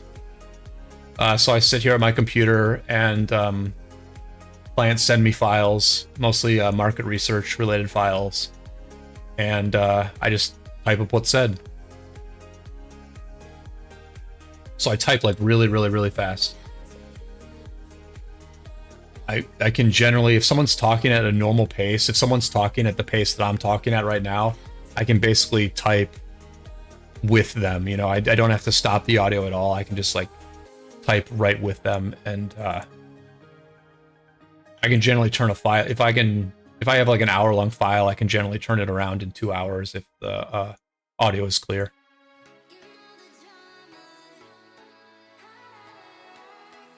Cherry says, I hear you on that. I'm fully exhausted, but I definitely love me a Blue Moon or a Carlsberg. Nice, Cherry. Cherry, I did wonder if you would drink on a Friday night. Because I was thinking about you before the stream. You know, I was thinking about you watching the stream after a long week of work in your new apartment. I was like, is she drinking right now? Is she drinking while she watches this? I wasn't sure. Category management, strategic sourcing here. Thank God that helps pay for ROK. Yeah, I'm sort of financially responsible with ROK. I'm like, I probably spend a little bit too much relative to what I make, but you know, it is what it is. I basically did good in crypto, or you know, in 2021, and so I'm just like, some of the money I made in crypto, I'm spending it on ROK, but I'm slowing down because obviously those crypto wins have disappeared at this point. Well, the market was up today. The crypto market was up today.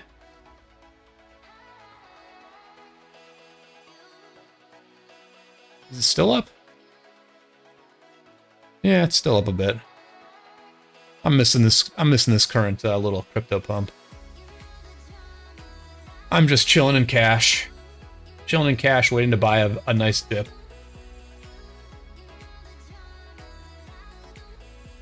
I definitely would be if I had made a stop, yet already coming home. Yeah, I made a stop on the way home today. Actually, I would be more drunk. Because, like, obviously on Friday afternoons, as I have told the stream before, on Friday afternoon, there's always a couple of cute ladies offering samples at my local liquor store. And I went in there today, and I was like, okay, I know I'm gonna catch a buzz before I even leave the store, because I'm gonna take a shot from the one girl and then take another shot from the next girl. And like, I walked in, and one of them had their back turned to her own little display, and the other one was like not even at her display. And so then I went and got my beer, and I'm like, oh, they'll probably be back when I you know, go back to the front. And then I walked back to the front, and neither one of them were there. They were like outside having a cigarette or something. So I didn't get my free shots today,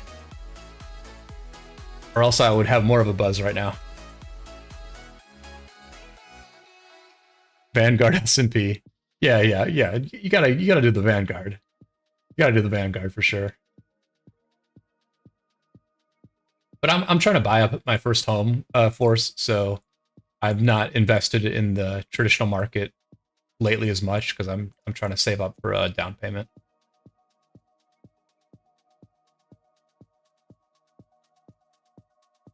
Alice says, I miss poker. I used to play a bunch when I was younger. Yeah, I played poker professionally for 10 years. I stopped playing professionally like 7 or 8 years ago. And I wish I played it more often recreationally. Like, it's a very enjoyable game. It's a good chance for me to socialize, get out of the house, and hopefully make a bit of money. The problem is, like, I don't really even make money at poker anymore. Like, I basically break even because I just don't play that good. And, like, I show up to the casino drunk, right? I'm not playing my best.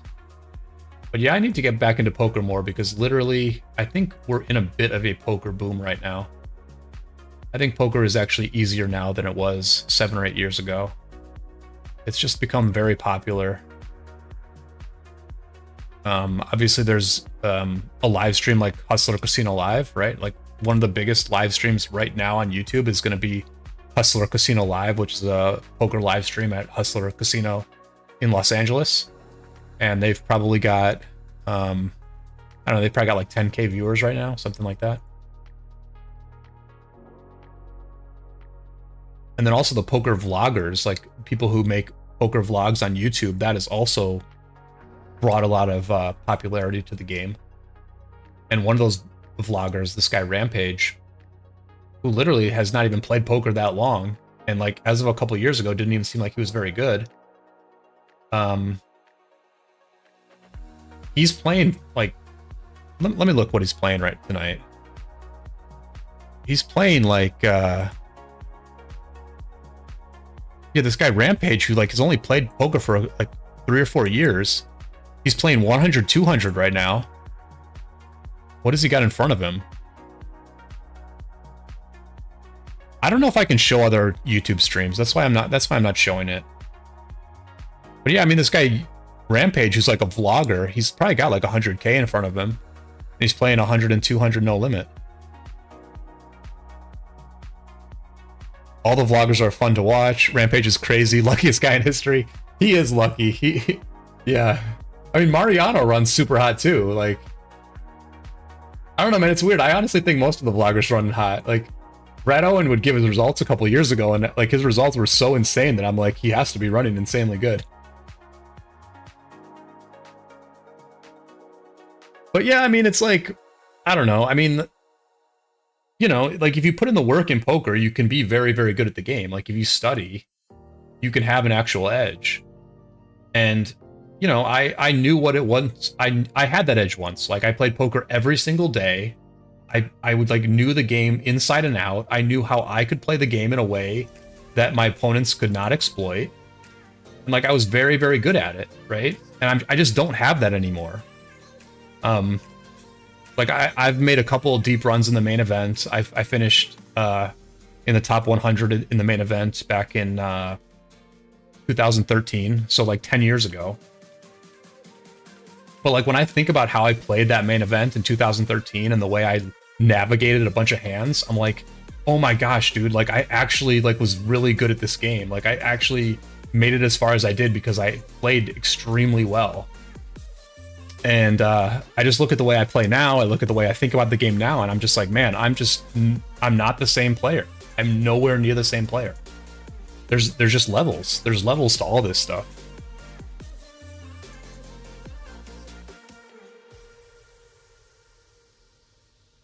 Online poker was your job in college, Alice? Oh, that's cool. 20 years ago. Yeah, exactly. 20 years ago. Literally 20 years ago.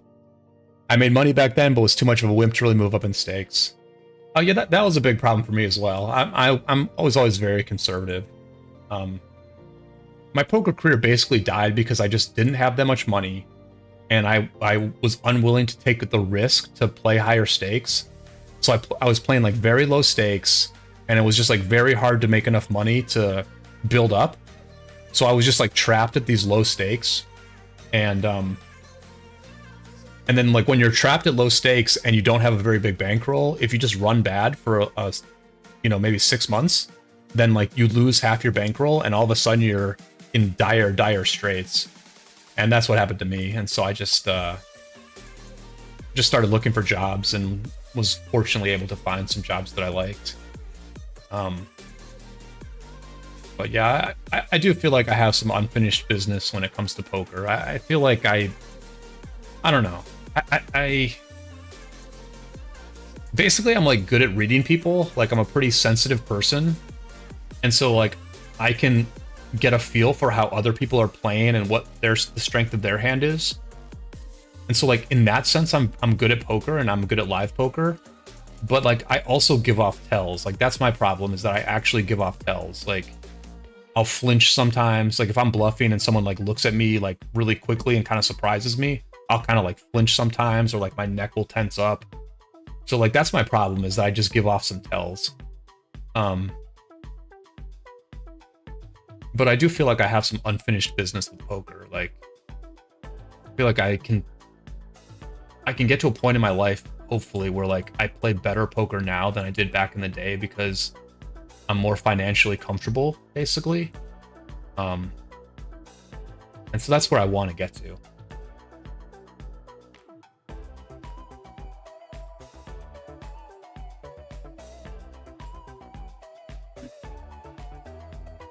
And, you know, when you're in KVK, right? When you're in KVK, I can just bring my phone out at the poker table and chain barbs while I'm playing. So that's kind of like the dream. That's the multitasking dream. Free beer, some fun gambling, hopefully win money, and chain barbs at the same time.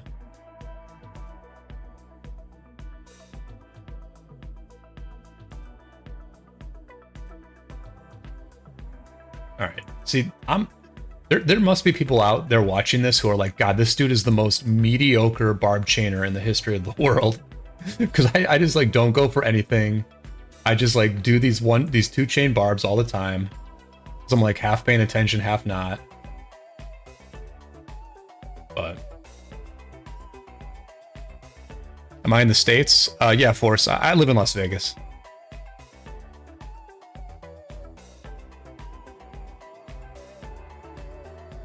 Yep, I'm a Vegas guy.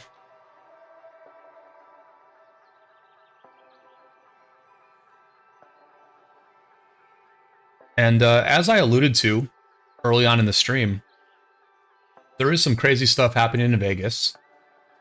As I'm sure some of you know, there's been recent revelations by a military whistleblower that there have been multiple UFOs, alien spacecraft, that have landed or crashed into Earth over the last couple decades.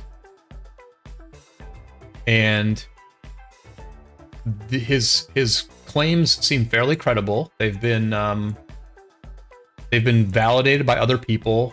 There's a New York Times journalist, or former New York Times journalist, who has reported about UFO programs in the past, who says that what this person is saying is corroborated by some of her sources.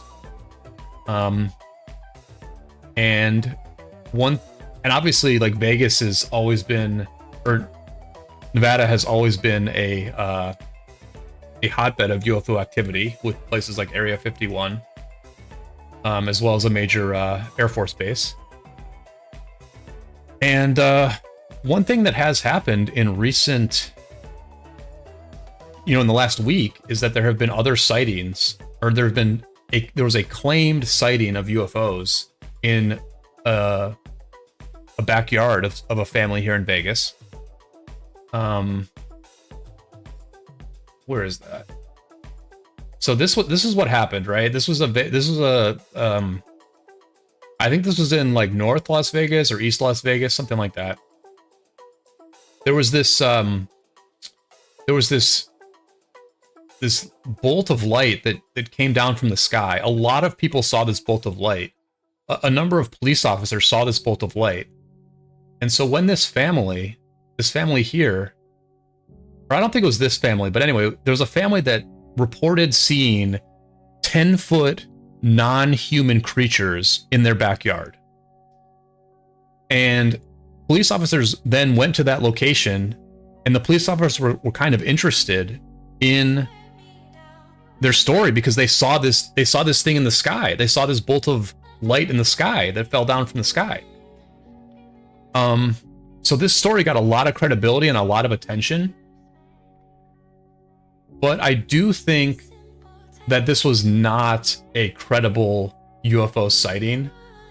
There was these circles drawn in the dirt in the family's yard, and they said that the circles had not been there previously. But people looked at old Google satellite images and saw that those circles had been in the yard for years, basically. And there were a couple of other inconsistencies in the family's story about what happened. So I don't know that sighting, that UFO sighting, is credible.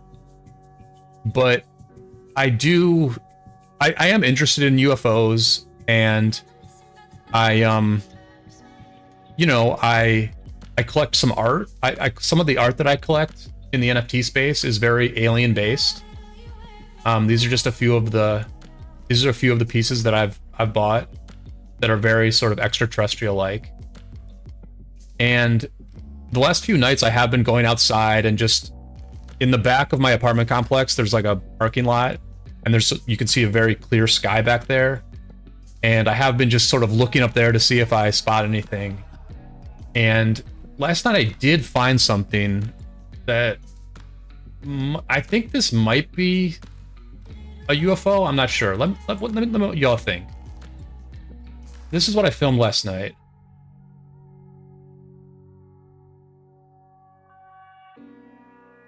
This was crazy. Like, I was blown away by this. I've never seen anything like this before. But this was just like flying around in my backyard last night. So I don't know. I'm not sure what's going on, but I think there's a possibility that we're not alone in the universe.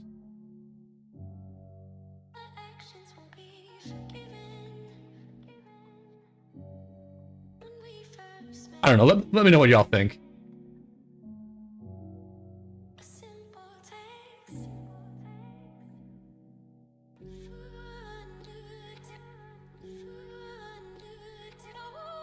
I'll go out later tonight and capture some more footage, because the Department of Defense did message me earlier, and they said that I should not share that on YouTube. They knew I was the Department of Defense knew I was going to go live later, and they said, "We know you've been filming the Vegas sky recently. Please don't show any of your footage on the stream." But I just don't know what I saw. You know what I mean? Like, that looked like alien spacecraft.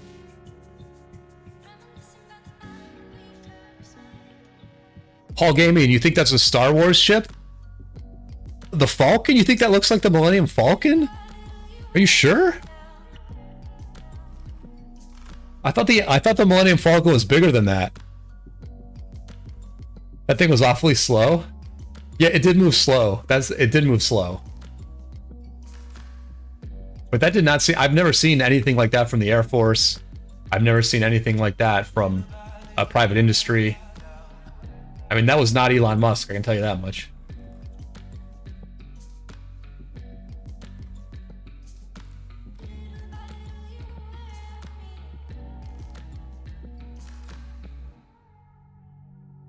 Cherry says this is where they called the cops. Just happened about the aliens caught on camera.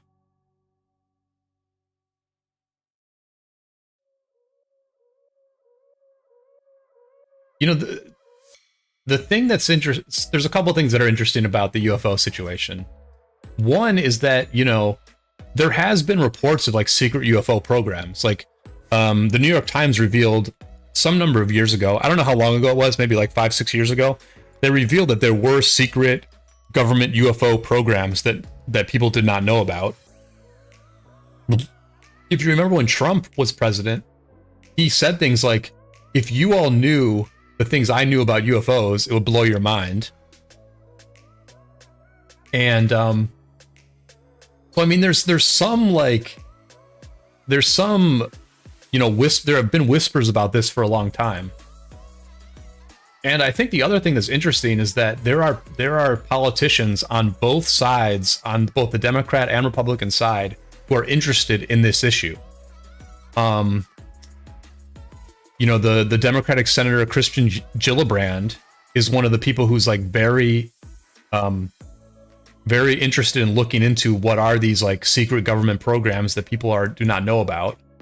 And I saw some quotes from people like the Republican Congressperson Matt Gaetz as well, saying that this was compelling stuff. So it's literally like a bipartisan consensus that we need more information about the UFOs. We need to hear more from these whistleblowers. And so I think what's going to happen is that there are going to be congressional hearings, and it's probable that this government whistleblower, Dave Grush, is going to appear before Congress. And I'm just like really curious to see what sort of angle various politicians take on this. Like, are some of them going to toe the line and be like, there's nothing to see here? Or are they all going to be like, tell us more, we need to know more, we believe you, you know, like we want to believe. So I don't know. I think there's some fireworks in store if we start doing some congressional hearings about this stuff. Force says show proof of contact from the Department of Defense. I cannot show that. I don't want to get demonetized. That looks like a model from Star Wars. I apologize, I'm not very knowledgeable on Star Wars. Well, some people have said that looked like the Millennium Falcon, but you know what? I stand by the fact that that's an alien spacecraft, and that That was actually not my video. I have to give a shout out to Las Vegas locally. Here, let me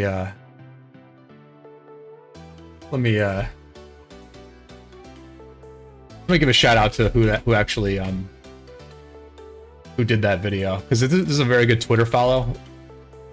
This guy, Las Vegas locally, does really good coverage of what's happening in Vegas, and so that's actually a video that I got from Las Vegas locally's Twitter page. By the way, this is the new stadium, the new stadium that's happening in that's being built in Vegas. Look how sick this looks.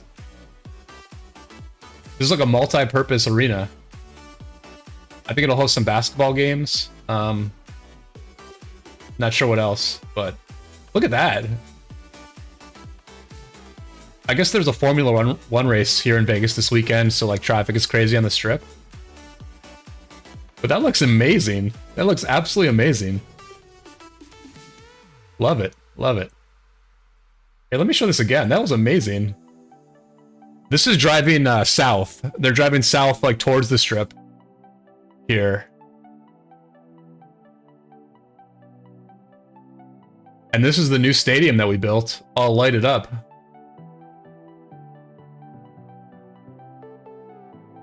That's trippy as hell right there. That is so trippy.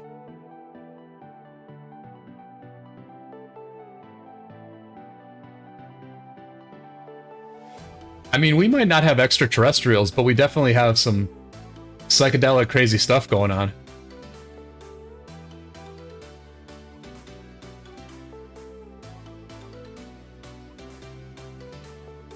Anyway, if you are interested in Vegas culture, Las Vegas locally is a great follow on Twitter.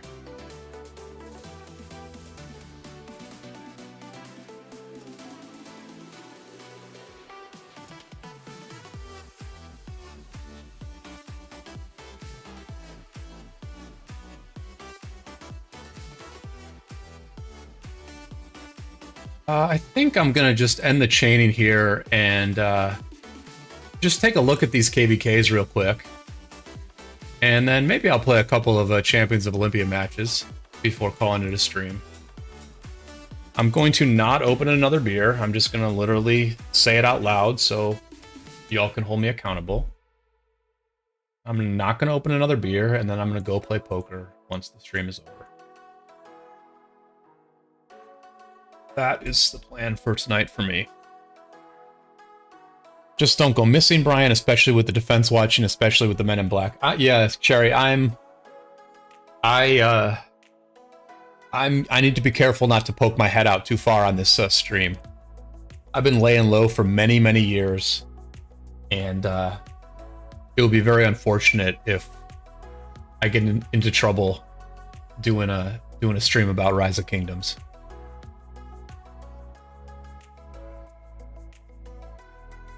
Oh, Force, you can drink, man. I mean, you're in the South. It's late at night there. It's got to be like 9 or 10 at night there. And you know, you're consuming the content today, man. I'm making the content. I got to keep my wits about me.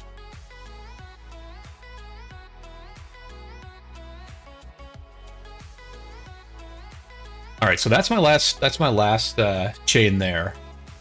I'll show you all where I am in honor. I'm not doing anything in honor. I'm not lighting the world on fire at all.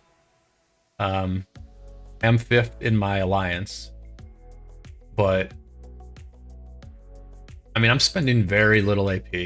I'm spending very little AP doing this. I still have tons of AP.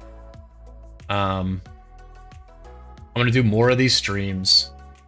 I'll probably chain more barbs this KVK than I've ever streamed before, simply because I can stream it. You know, I can stream it.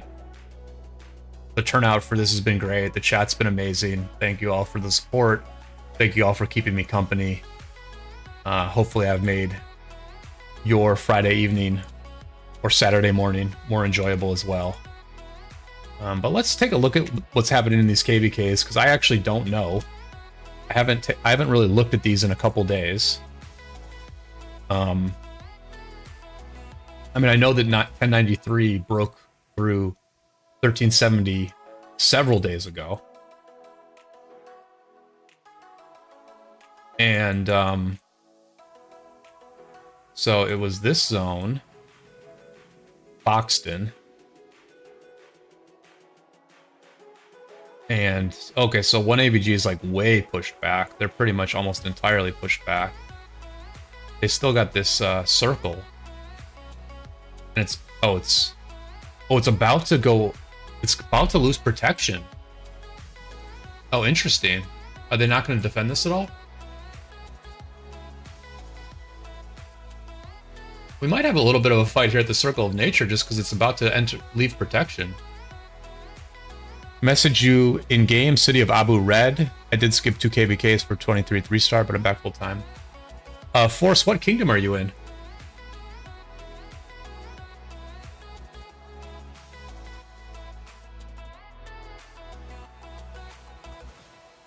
Oh, you're in 2260. Oh, you're in 2263. Okay. Oh no, sorry, I was thinking of something different.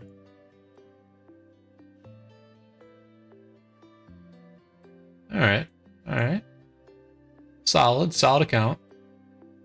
You've been playing for a long time. Let's see your. All right, solid account. I mean, 2263. I've like honestly never heard of this kingdom. Like you're complaining about the activity, which I mean, nothing against them, but they have 1 star, and I've like never heard of them, right? So like it's not shocking. It's not shocking that, you know, there's not that much activity there.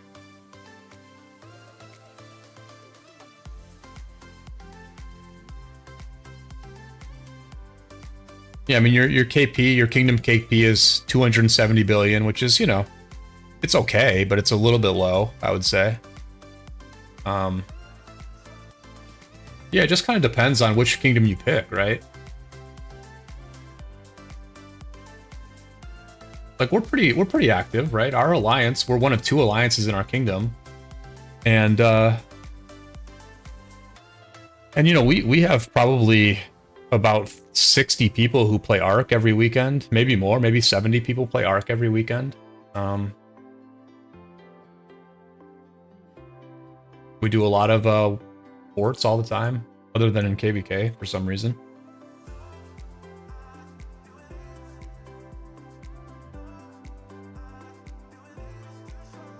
All right, so we'll check back here in 10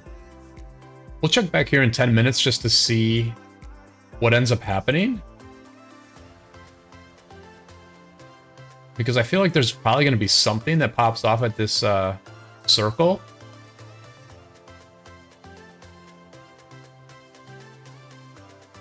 Although it seems like 93 has way more presence. Maybe there won't be anything, because 93 is just like all over the place. Like, let's be real. If you're walking over here, you're taking the circle. But yeah, I want to take a look at the 1960 KVK also, because I know they took the pass, but I heard that 2489 had taken the pass back. If I'm not wrong.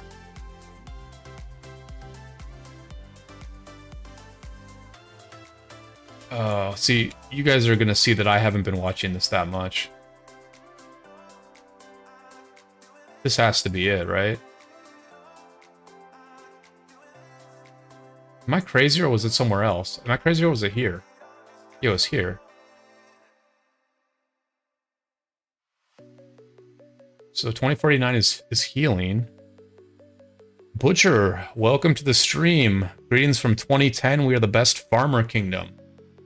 Well, you know what? If you know what you are, and you enjoy it, then I'd say you're ahead of half the game right there. Ooh, look at this one. This one's almost gone.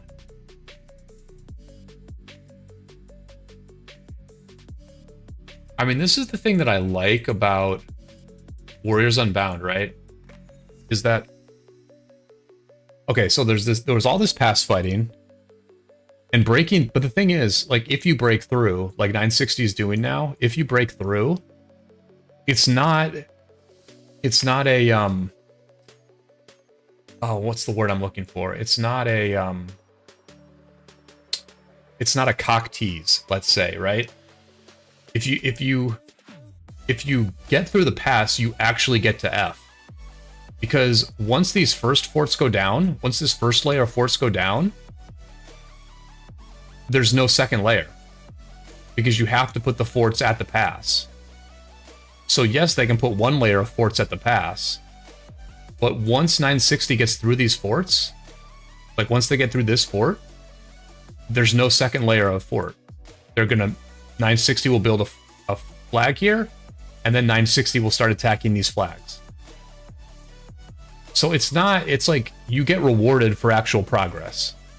That's really what's nice about Warriors Unbound and the lack of forts, is that if you destroy someone's fort, it's actually a big deal. Whereas in the other ROK modes, if you destroy someone's fort, they just build another fort. 4-star Farmer Kingdom. There you go. HDT, how's it going?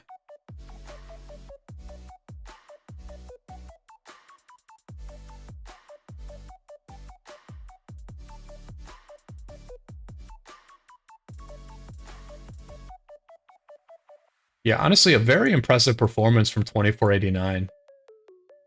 They've really done a nice job of holding off 960. And apparently, Kingdom 1429 is going to join 2489. What I heard is that 1429 is migrating to 2489, which seems like a really good pickup because I believe 1429 is a English-speaking kingdom, probably some Americans, probably some Europeans. And so they'll be on at a different time zone than 2489, which I assume is relatively Asian. So, you know, as big migrations go, it seems like the 1429 one is one of the better ones. It makes more sense than some of the other ones. And it'll be interesting to see how good 2489 is in the future, honestly.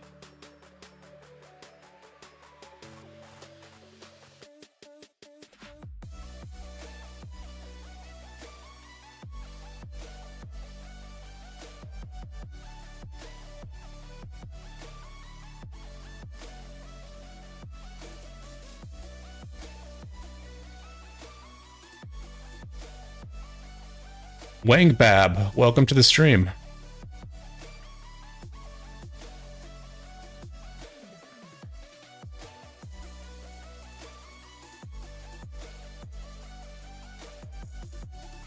Oh, thank you for the like. Thank you very much for the like. I appreciate it.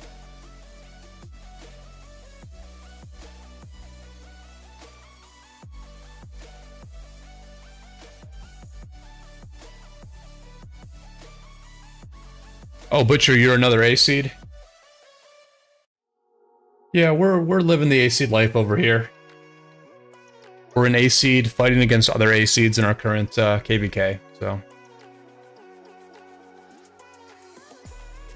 We're just watching these Imperiums, right? We're not scouting them. We're not scouting them because we're gonna fight them someday. We're just trying to enjoy their combat and also learn a few things. Like, I would love to know what they paired with Dido in the pass, right? 2489 held this pass for a long time. They had Dido in the pass for a while. Does anyone know who that Dido was paired with? Was it ZL?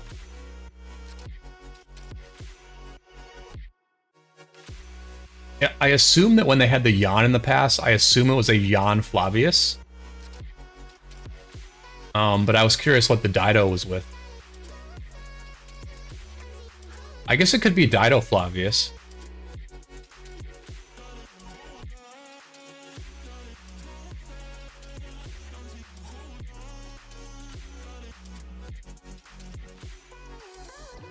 It's pretty cool to like have Baba here, right? It would be really cool to actually be in a ball with Baba. Interesting that he's using Constantine, though. What's going on here? Baba has Constantine. And this kid here is Lohar. Well, this is obviously a farm. Looks like they're rallying. Looks like they're gonna rally this pass. I mean, if there's a Lohar here, they're rallying. Oh, here we go. Bob is rallying. There we go.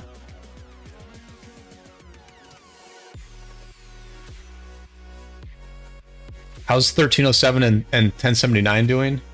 HDT, I believe that one of 1079's allies did a fort drop earlier. We should actually look at that KVK as well. I believe that the 1079's allies did a fort drop earlier that was successful. And I believe that was a pretty significant development in that KVK.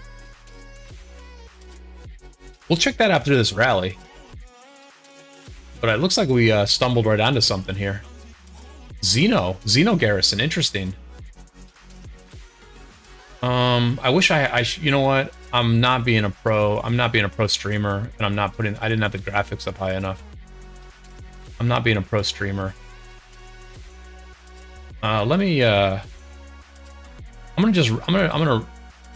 going to restart my game real quick and get some better graphics here.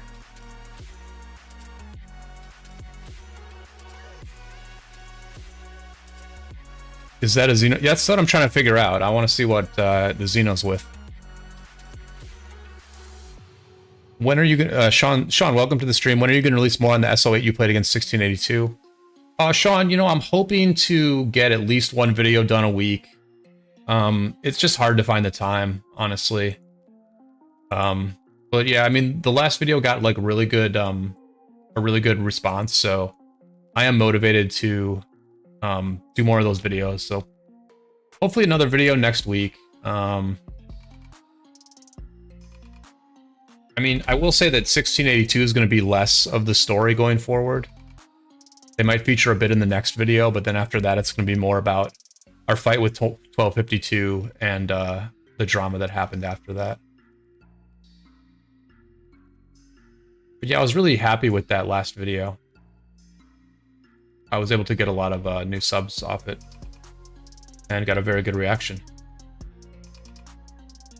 Yeah, it's a Hera. It's Xeno Hera. Interesting. Very interesting. It's probably a mixed garrison, honestly. They're probably doing like a mixed garrison here. There was a sick fighter named Butcher in 1287 years ago. Just wonder if same person. It's not me for sure. I am sick farmer. Yeah, I'm beginning to question how much of a farmer this Butcher is.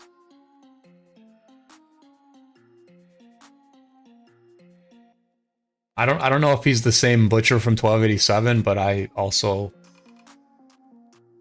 don't think he's a sick farmer.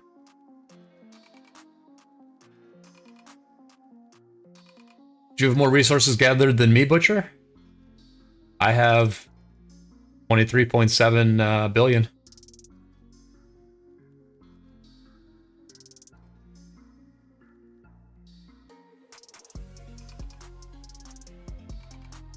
So Baba's using Nevsky or Henry ZL.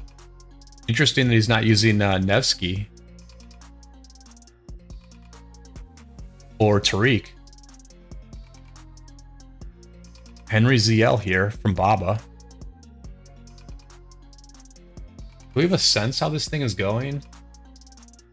I mean, white number wise, it looks like Baba's winning, no? Looks like Baba's doing better. He's definitely winning on the white numbers. And he's dropping some really big nukes as well. And part of Xeno is the heal, right? So Xeno's health bar is a little bit higher because of the heal. So it actually looks like Baba's winning this pretty handily.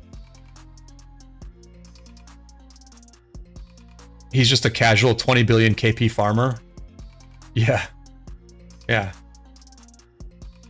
I definitely have a lot of respect for the 20 billion KP players who also farm. Because there's so many of them who have just like no resources gathered, tons of resources shared. If they have tons of KP and tons of resources gathered, you know they're a real one. All right, so 1960 has had enough of this one. They've had enough of this bad trade. They're pushing out with the counter rally. This is the standard meta. And I will note that this is something we did a long time ago against 2064. 7 or 8 months ago, without ever seeing an Imperium do this, we were doing this exact same flow in our last Heroic Anthem. I featured some of that action in an old video called Huge Meta Changes. But yeah, 1960, Baba was definitely hitting hard there. Only 11 billion started play like 2 years ago. Yeah, that's pretty sick, Butcher. No, haha, that's our leadership. 13. Wait, so which kingdom did you say you were in?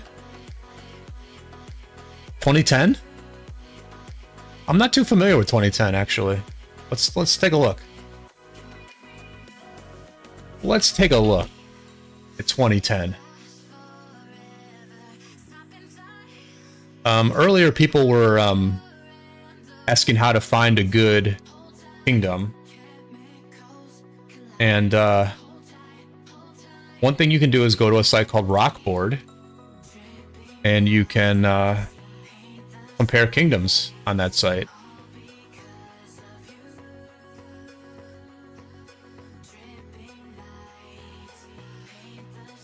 So here's 2010 compared to 1770.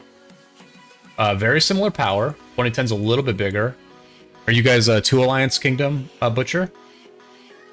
And then, so you're seeing 2 very similar stat lines here, right? Very, very similar stat lines from these 2 kingdoms. They've got a bit more KP. No doubt they have a bit more KP. So it looks like a very strong kingdom here. You know, to have better stats than us is very solid. I would say the KDR is not that important. Part of what KDR means is that you're just like not taking that many deads. So KDR is kind of interesting to look at, but it's not like a higher KDR doesn't really mean that you're like a more efficient kingdom. It just means that you take less deads. But yeah, I mean, these would be 2 very strong A kingdoms here, right? And I'll be honest, I have not heard of 2010 before. I don't know anything about them. I'm guessing if I looked at their alliances, I would maybe know some of the alliances. Let's take a look.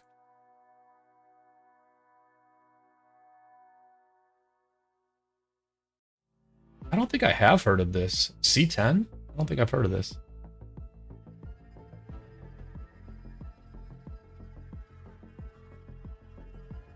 Oh yeah, Force. I use Rockboard a lot. I do use Rockboard a lot. Well, I think I've heard of this kingdom. C10, V10. It seems a little bit familiar. Seems a little familiar. But not too familiar, honestly. 4 stars. Heroic Anthem, Strife, Nile. Yeah. Looks pretty strong. Looks pretty strong.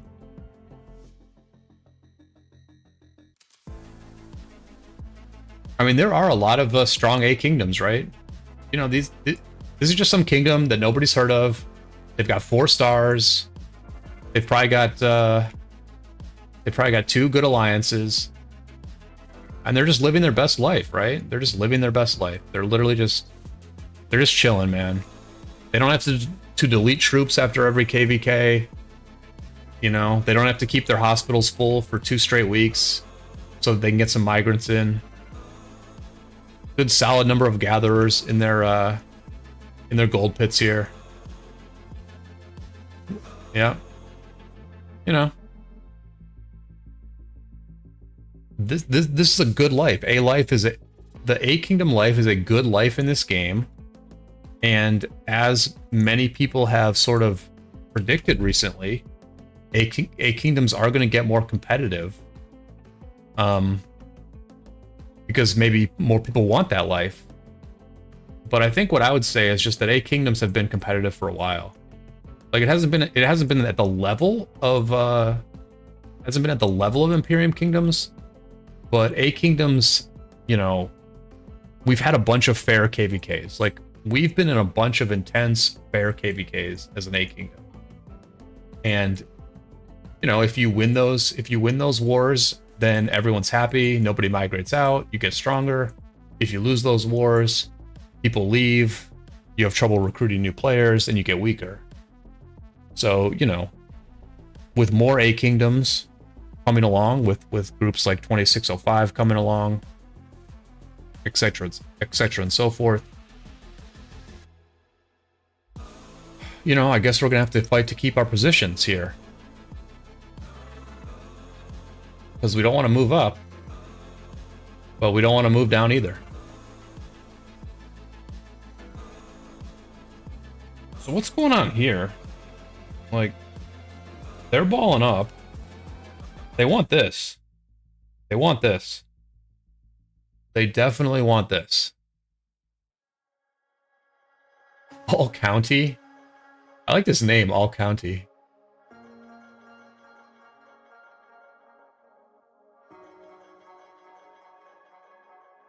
I was not an all-county athlete in high school.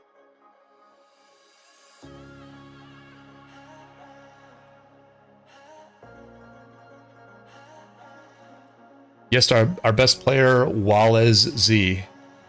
Yeah, honestly, I haven't heard of that. Yeah, it's interesting, Butcher. It's very interesting to hear about your kingdom. I mean, I honestly hadn't even heard of 2100 until they won that 2-on-1 in Kingsland and Heroic Anthem with Captain Jack and them. There's just like a lot of good kingdoms out there, which is kind of why I was ranting earlier about taking tough fights. Like, instead of dodging the tough pops, like, people should be taking the tough fights, because like the thing is, if you're not a tough A kingdom, if you're not like learning how to fight and testing yourself against other strong competitors, then like, what are you gonna do? Like, what are you gonna do when you get in one of these pops with some kingdom you've never heard of before, and like they're actually good? Like, what are you gonna do? You have to be prepared. Like, there are so many strong A kingdoms that like, some of them are stronger than us statistically, and I've like not even heard of them.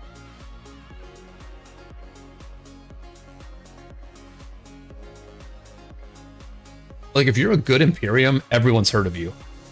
There's no strong Imperium that no one's ever heard of.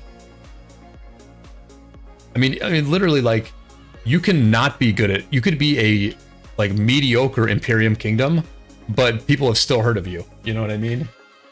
Like, if you're a good like actual strong Imperium, for sure everyone's heard of you. People are talking about you all the time.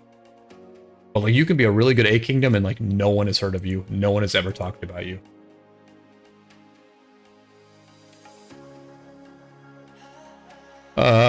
Alcott says, think we're in A kingdom too, about to get that 4th star, getting the 6th straight win, 2098. Interesting. Let's throw 2098 on this comparison here.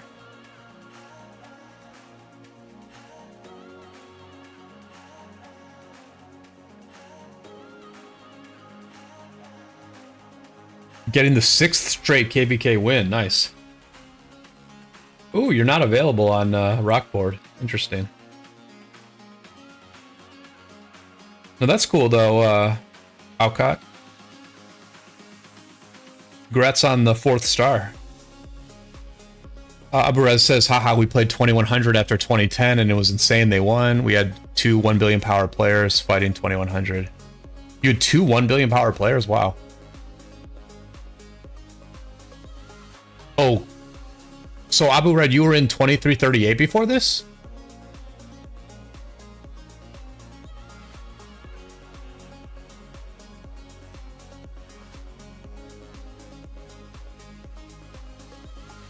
There's Arvix. I've never actually looked at Arvix's stats. Yeah, see, this is what I'm saying, right? Most huge whales have like no resources gathered.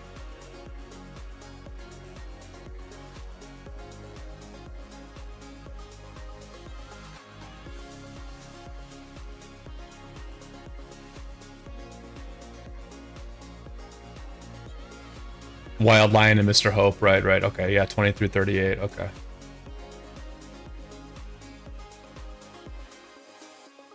So was 2338 one of the kingdoms that lost in Kingsland to 2100? 2338 was one of those two kingdoms that they fought?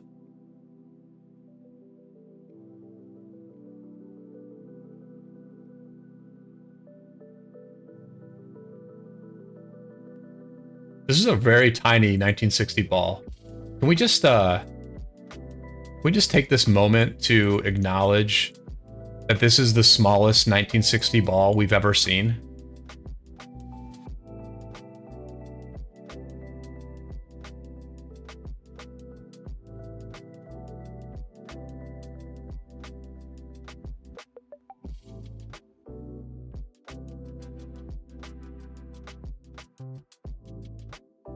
Yeah, I knew that 2338 migrated some people to 1875. I just didn't realize that you guys were part of that 2100 KVK.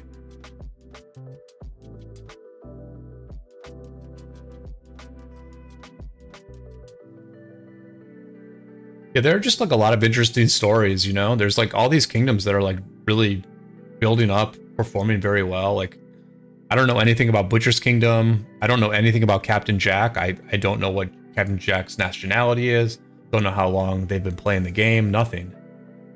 There's just like a lot of like very interesting stories out there, and you know, I do hope that this channel will, to some extent, help bring out some of those stories.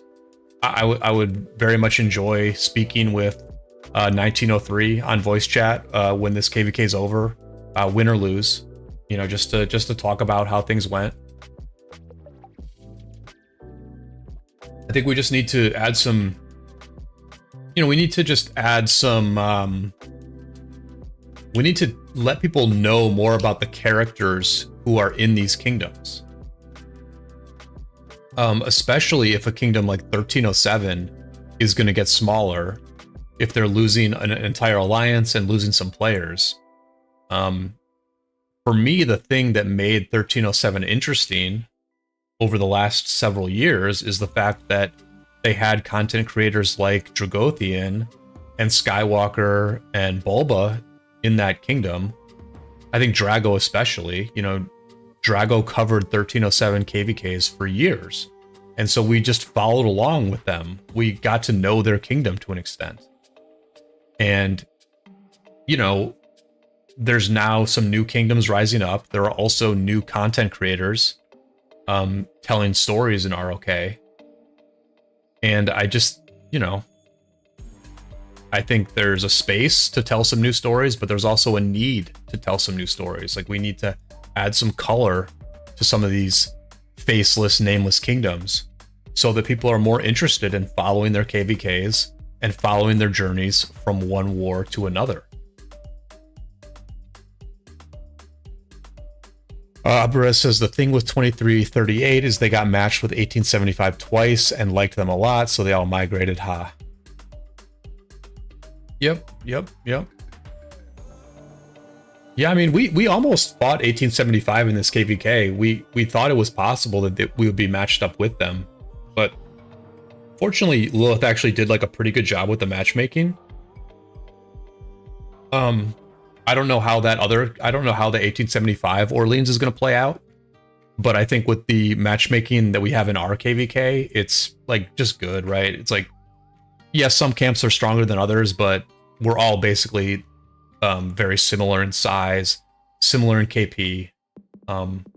We got what we wanted out of our matchup. We got just a bunch of strong A kingdoms fighting one another, and but yeah, we were in that same matchmaking queue as 1875, and I do think that KVK is going to be interesting.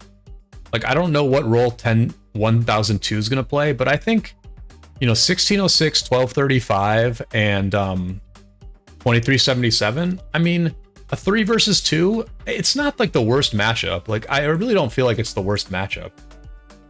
You know, I think that KVK can be quite interesting.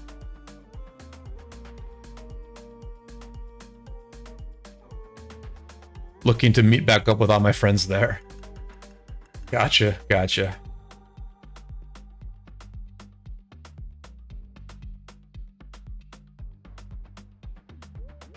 Yeah, I think we're going to find out a lot about several kingdoms there, right? I think we're going to find out all 5 of those kingdoms. I think we're going to find some things out about them. I guess we saw... Wait, is it 1647? It's 1647, right? I mean, I think we know a bit about 1647, but the other 4 kingdoms, we don't know quite how good they are. It'll be very interesting to see how, like, 1606 and 2377 deal with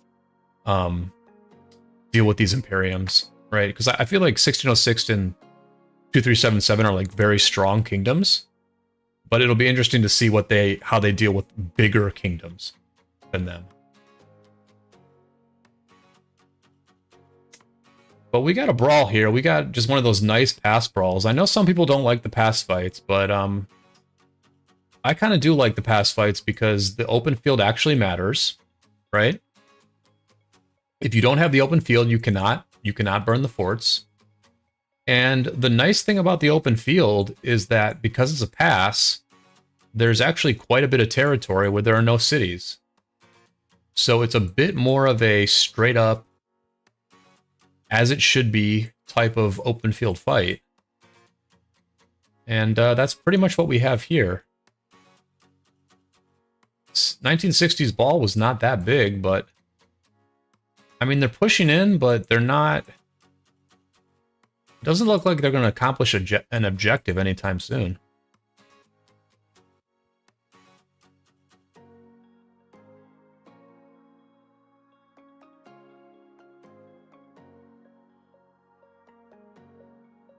Follow me. Somebody's saying follow me. I guess I should take off simplified graphics. Y'all need to remind me. Y'all need to remind me about simplified graphics, because I just always play the game on simplified graphics. Always, always, always. I always fight on simplified graphics. But for a streamer, I need to be going with the better stuff here.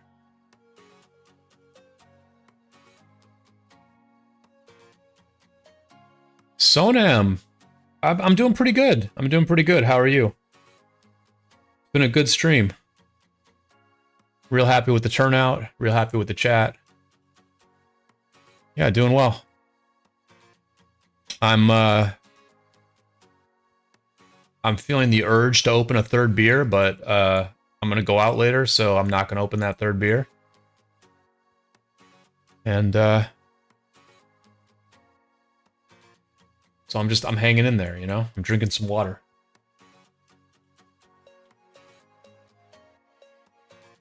So 960 falling back now. Arfix? I wonder if Arfix is owned by Arvix. You think?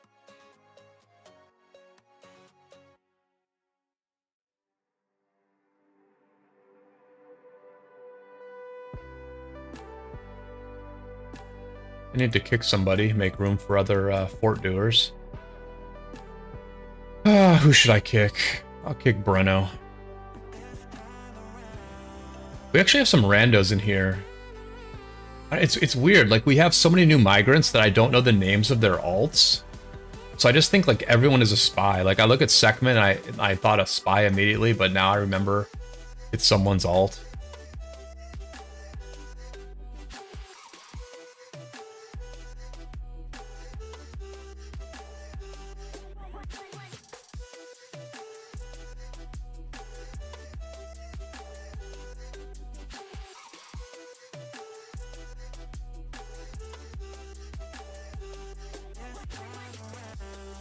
Sonam says, good to hear. My kingdom is in KVK right now. Just logged out of the game after 9 hours. I know that feeling.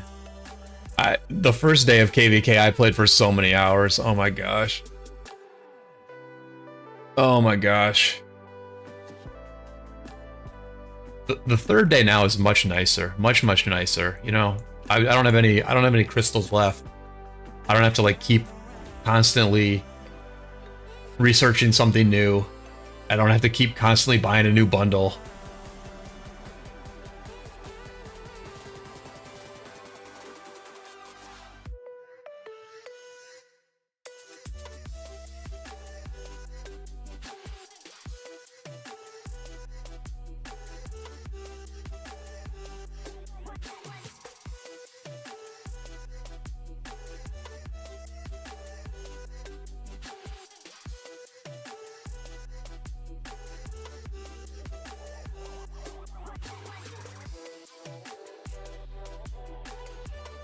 This is one of those very rare KVKs where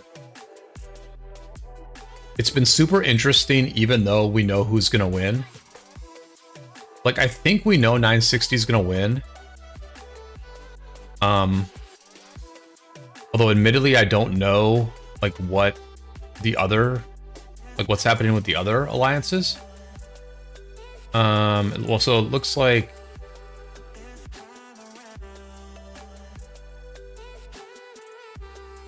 so who's winning the third zone? Like, does anybody know? And does anybody know who's winning San Pedro? Which side? I guess it looks like this group and this group. So this would be okay. So it looks like 1960's allies are winning the San Pedro. So I mean, we know that 960 is going to win, but it's sort of interesting to see if 2489 is going to get into KL. It's interesting to see how long they can hold them off at this pass.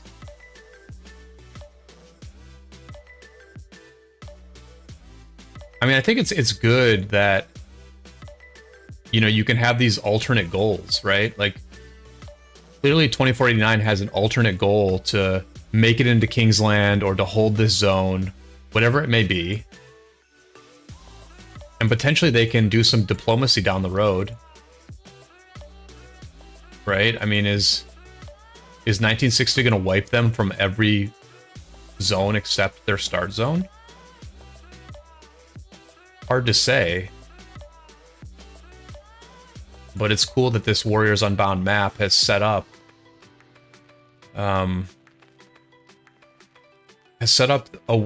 alternate goals. Like, 2049 can lose this KVK but still have a very successful KVK. It doesn't just collapse all at once, nor are they holding territory just because of ridiculous fort mechanics. They're holding territory and holding the zone because they're playing well and fighting very hard.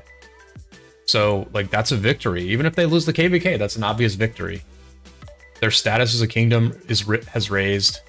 Their confidence in their leadership has raised. Their confidence in one another has raised.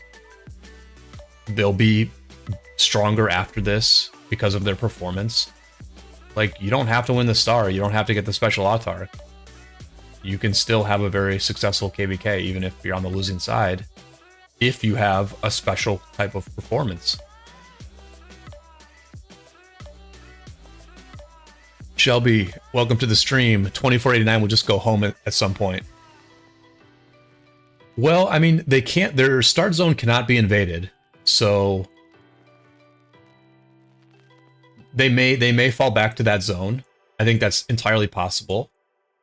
But I think it's also possible that maybe 960 won't want to go through all the. I guess they only have this zone, right? 2049 only really has this zone. Yeah, I guess you're right. I guess there's not that much that 1960 has to, like, sort of trudge through. When Kingsland opened, 1960 is going to stomp on 2489. They always do that. Yeah, I mean, if their allies are winning, which it looks like their allies are winning, they're definitely going to have an easy KL. But it'll, you know, even when 1960 breaks into this zone, it'll be interesting to see how quickly they take it over.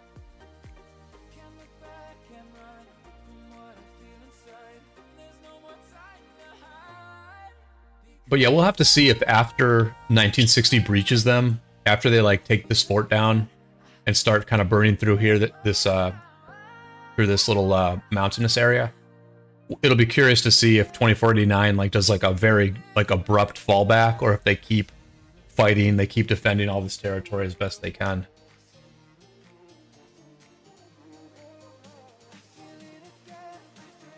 I mean, it just seems like it's a pretty even fight. Like, I just don't think that 1960 is, like, that much stronger than 2489 to where they're gonna just wipe the floor with them. Like, I don't think they're gonna break into this zone and then just, like, very quickly clear everything. Because I just think this fight is too close. I mean, when did 1960 take the pass? It was over 24 hours ago. It was like 36 hours ago. And they still haven't burned these forts down. So I just don't think 2489 has any like good reason to very abruptly retreat. I think they're just going to keep fighting.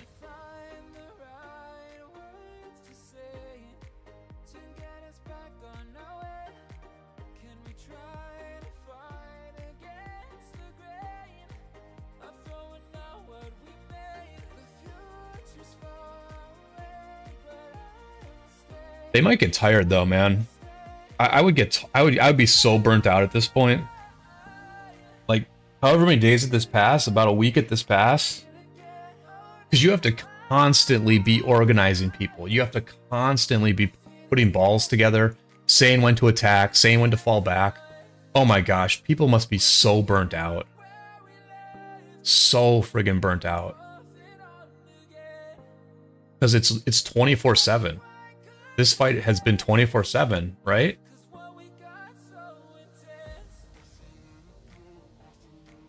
I mean, there's been some breaks, but it's been pretty much fighting every day. I don't think they've had a full day break in this fight, so I'd be oof. If I were Fa right now, I would be like, man, if they just clear us, if they wipe us, hey, that's cool. I'll go. I'm gonna go to sleep. I'm gonna go to sleep for a while.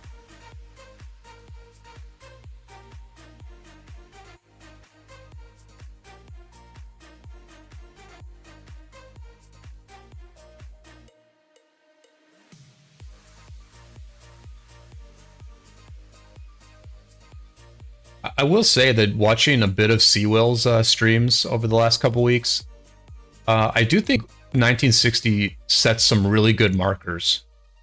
They're in English. They're very descriptive. Some of them are very simple, but others are very descriptive. Like they'll describe they'll sometimes like tell people not to fight right at the pass. They'll sort of say like, move your ass back from the pass. And they're very consistently updated. I think if someone wants to, get some instruction on how to be a very good marker setter in war, I think watching Seawill's stream will be a pretty good way of doing that. He's not the person setting the markers, but 1960 as a whole does a good job with the markers.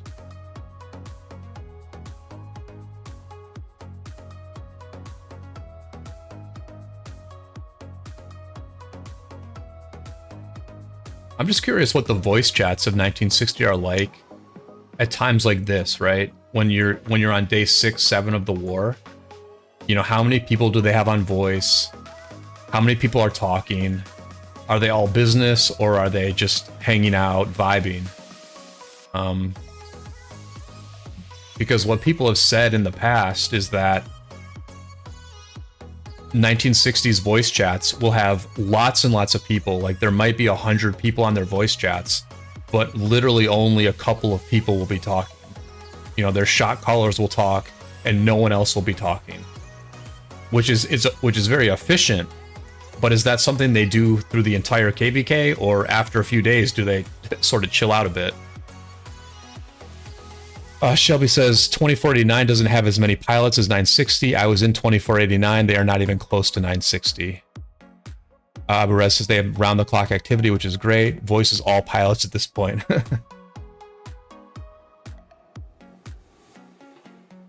Yeah, I mean, Shelby, it's interesting you say that 2489 is not close to 960, because I mean, from what I'm seeing, they seem fairly close, right? They seem fairly close. Like they've literally been at this pass for about a week. I mean, I can't say they're that far away when that's the results. Like, yeah, maybe it's clear 1960 is gonna win. Maybe 1960 is not like going all out because they know they can win in Kingsland, but I'd say this is a pretty impressive defense by 2489. Like, if they couldn't compete in a very real way with 1960. Then 1960 would have already gotten through here. They would have already gotten through. Because they don't have that much to get through. They have a pass and 3 forts to get through. That's all they have to do. That's just not that much. This is not Strife of the 8. This is a different map. This is a better map.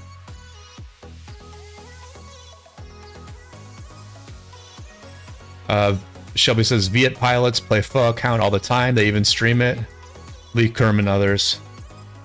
I'll have to find some of those. I'll have to find some of those Vietnamese streams. Apparently, in our KVK, there's a player in 1818 who has a YouTube channel and like 33,000 subscribers. Which somebody in our alliance found that channel. I have to ask who, what channel it is because I'm not familiar with it. They holding back this KVK is scripted, lol. That could be. That's a very valid point. That's a very good point. Yeah, that's totally possible.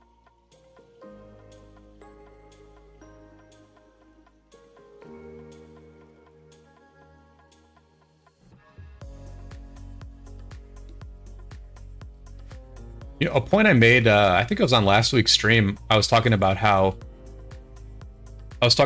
you know, what is the probability that Rise of Kingdoms will be, you know, a popular game for many years. And I brought up the data point that, you know, Age of Empires has been around for 25 years. Age of Empires 2 has been around for 25 years. And there is still a very large Vietnamese community playing Age of Empires 2 to this day. And then I sort of said, do you really think all these Vietnamese groups are going to form these strong kingdoms in ROK and then just stop playing all of a sudden? That's really unlikely. That's just really unlikely. I just think a lot of these Vietnamese kingdoms are going to play this game for many years. But it brings up the point that it seems like the Vietnamese community is doing like really well in ROK these days. Like Bye Bye Z gets really good viewership on his, you know, Vietnamese streams now. You know, Bye Bye Z literally went from being an English-speaking YouTuber to being a Vietnamese-speaking YouTuber. There's all these other Vietnamese streamers that are pulling really good numbers. It does seem like it's a community on the rise in ROK, I would say.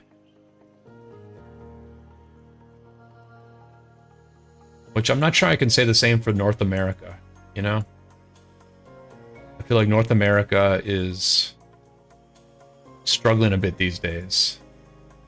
254 was heavily North American. 307 was heavily North American. There are other North American kingdoms that are dodging matchmaking queues. Yeah.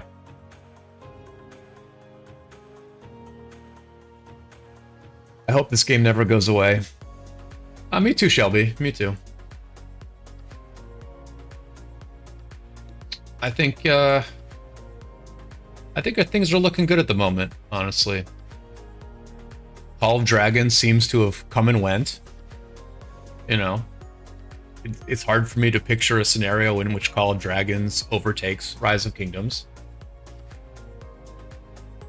And you know, if Call of Dragons can't even come close to overtaking ROK, it was almost like not even a real threat at this point, then like what other kingdom builder is going to overtake ROK? Like what game could possibly overtake this game? And I just don't think this game dies without something overtaking it. I mean, they could like totally butcher it. They could totally like ruin the monetization. But if they haven't ruined it yet, I don't think they're going to. I think they're going to keep it borderline reasonable because keeping this game alive is important to Lilith. It's like a big moneymaker. Why would they wreck the game at this point?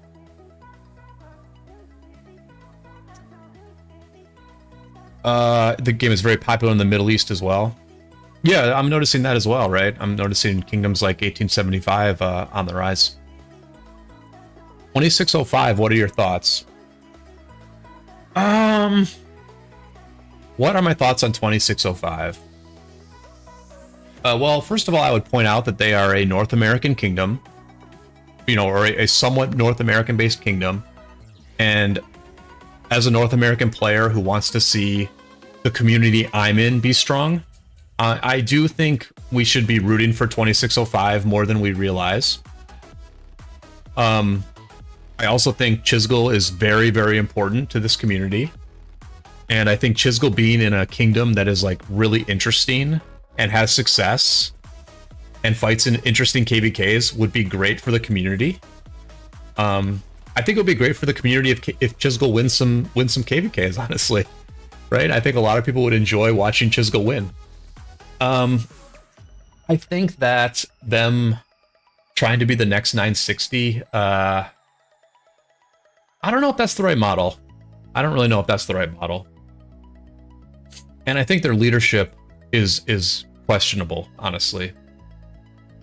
I mean, they got Cortex back, so Cortex seems like a pretty like even replacement for Ruz.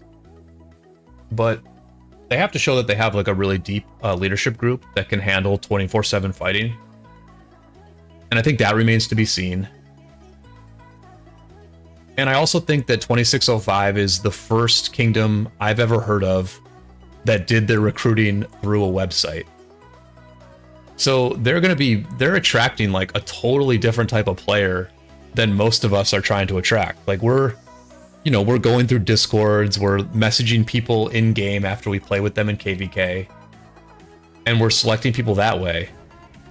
2605 is selecting people through a website where they look at their stats, they look at the kingdom they used to be in, and they make a determination on that basis. So I think that G's made some very interesting points about some of the players that were brought in. He kind of like called out some of the big whales that are in 2605 and was saying that those are players that didn't cut it in 254, but then all of a sudden they're excited to have them in 2605. So I mean, I think their recruiting is going to be like pretty mediocre. And I mean, they're not going to be 9-6. Like, so here's the thing, right? Like, here's the question: can 2605 beat 1606? Like, are they on the 1606 level? If they're on the 1606 level, then they can certainly win some KVKs. You know, they can have some really great fights. Or are they on like our level, right? I mean, is 2605 going to be on like 1770's level, or are they going to be on 1606's level? Or are they going to be able to beat 1606? Like, that's kind of the question. I mean, I think they'll be able to beat us because, like, they just spend so much more. And Yoda is an absolute game changer. But I don't know. I mean, I don't think they're going to be like 2489. I don't, like 2489 is like a new kingdom that is probably like a 2 alliance kingdom, I'm guessing. I'm guessing they're like a 2 alliance kingdom. Yeah. Like, I don't think 2605 is 2489 level at all. I don't think they're going to be anywhere near that. Which is not, 2489 is elite. I would say 2489 is an elite kingdom. But I think 2605 has a very long way to go there. Because 1, you're going to have pretty mediocre recruiting, and 2, your leadership team has, been taking a nap for the last 2 years. Shelby says 2891 is the KD I'm in, and it's a very heavy spending era of players, and you have 3 stars. That's cool. Oh yeah, 2089. That's Shinshi's new kingdom. That's cool. All gaming, enjoying the play in the smaller kingdoms. Red says, yeah, they said they wouldn't be ready for a couple KVKs. Yeah, I mean, they can definitely like make it happen, right? Like Chisgul's channel is a really good recruiting vehicle for sure.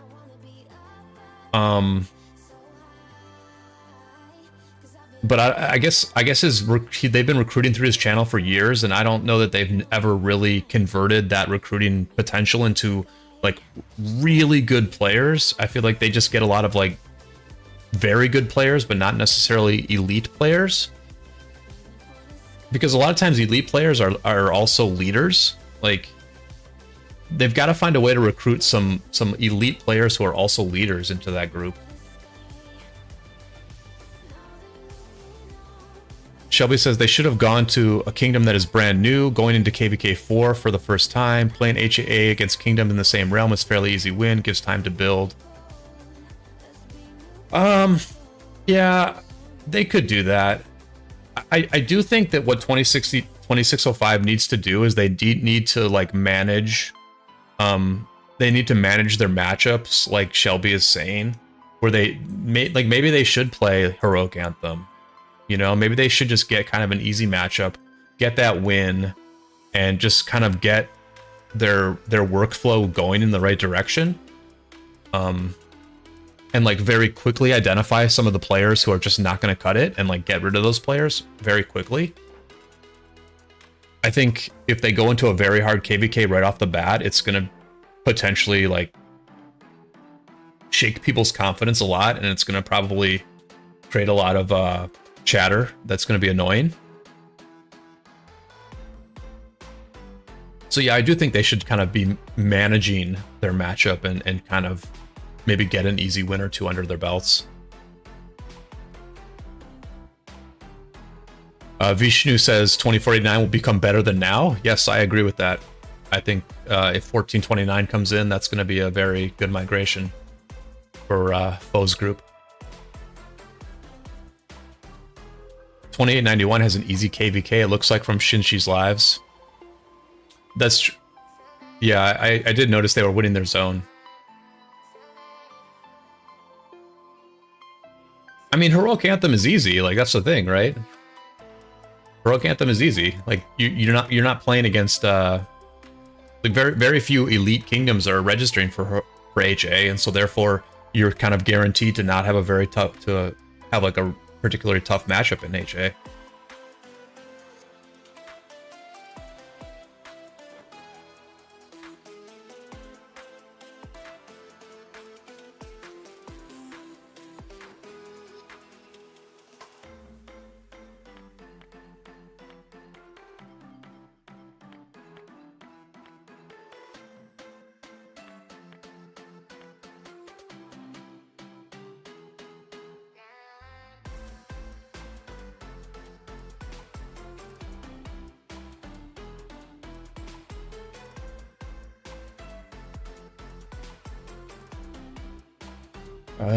HA is pretty slow until KL. By then, everyone has a chance to push tech far. Yeah, I mean, I like HA as a map. You know, I wish Zone 4 or Zone 5 fighting was like more important, because it's like you're fighting over nothing basically. But I like that there's like an intense fight first, and then there's a lot of sort of quiet time. I like that you get to do altar fights. I like that you get to, you know, the level 7 passes are whatever. Like, they're just whatever. It's a very casual fight at the level 7 passes. But there's like some good open field fighting there. The only thing I don't like about HA, and I noticed this when I was watching the HA that 1175 did recently. The one thing I don't like about HA is that it's so important to kill the pass into KL quickly, and then build like those first couple flags really quick, and like do the mountain hop really quick, and just get like that early territory in Kingsland. Like, that's actually important. And I just think that's just dumb. You know, like, that's not what is important about this game. Like, being good at that very minor aspect of like clearing the pass quickly and like placing certain flags really quickly, and that giving you like a huge advantage in KL, like that's just dumb. You know what I mean? Like, that's just dumb. This is a war game. This is not like do really good in this like 15-minute window. This is a, you know, multi-day war game. So that's the one thing I don't like about HA, but like I like that it's like this casual map that actually has decent reasonable flow to it. Butcher says we are waiting for warriors on Bound to Orleans. Looks nice, the map. Yeah, I mean, I'm gonna be curious to do Orleans here. I think I might like Orleans more just because Honestly, Warriors Unbound to me is like the biggest grind. Like, I honestly think this map is the biggest grind. I think wars are going to last the longest on Warriors Unbound. Like, I mean, like you fight,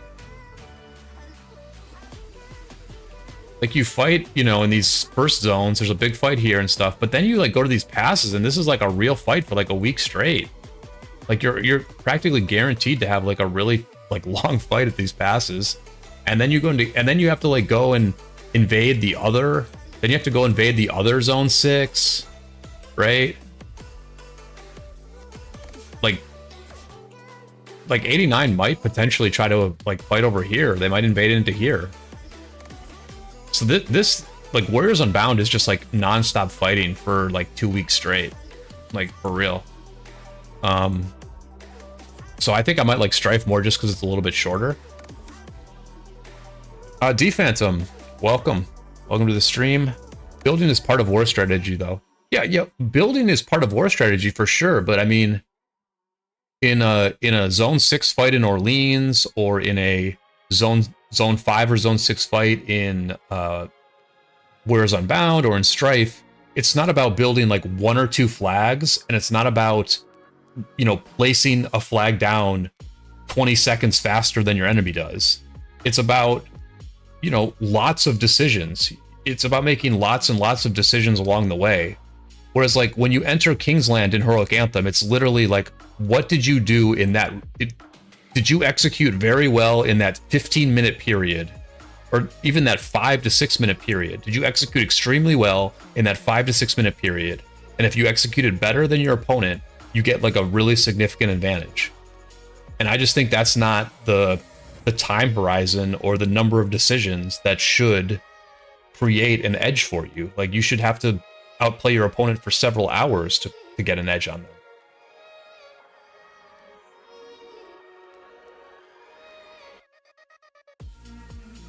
As an FTP, HA isn't my best map because of support skills.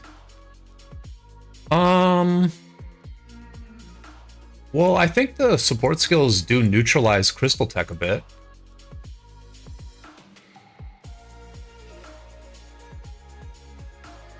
But I can see that maybe you don't have all the support skills. I can certainly understand that.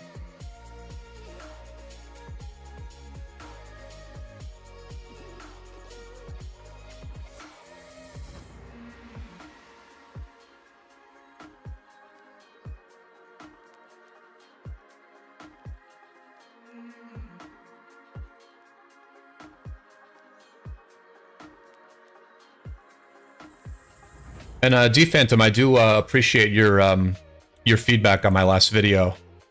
I also felt that my pauses were a little bit long in that video.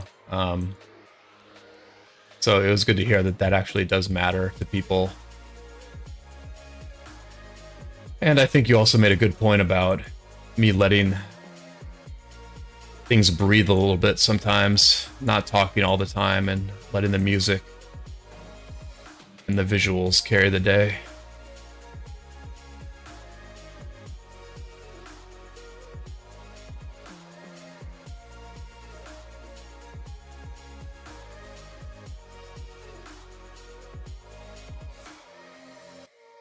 Well, I think we've seen what we need to see in this war here. 960 is going to eventually get this fort down, but it doesn't look like they're going to do it anytime too soon. So I think I'm going to go back to the home kingdom and see if there's anything I need to do real quick here.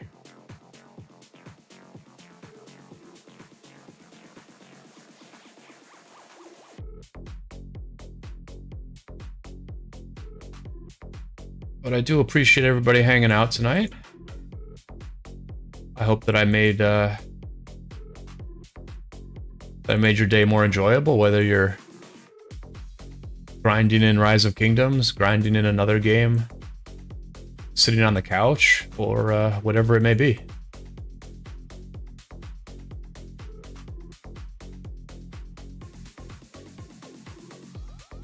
Let's see, what else can I do? Oh, I can do my travel quests. Let's see how I do here.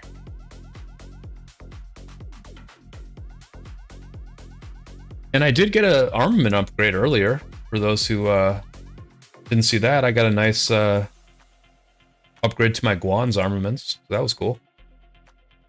I got about 6.5% of stats, which was 0.5% of stats better than I had before. So I guess it's like really no upgrade at all, but it felt good anyway. I mean, if I've got what, like 400% of stats and I'm getting a 0.5% upgrade, I guess that literally is nothing. I guess that is actually nothing, but anyway. Interesting. Interesting. Oh, nothing in those. I can send these out.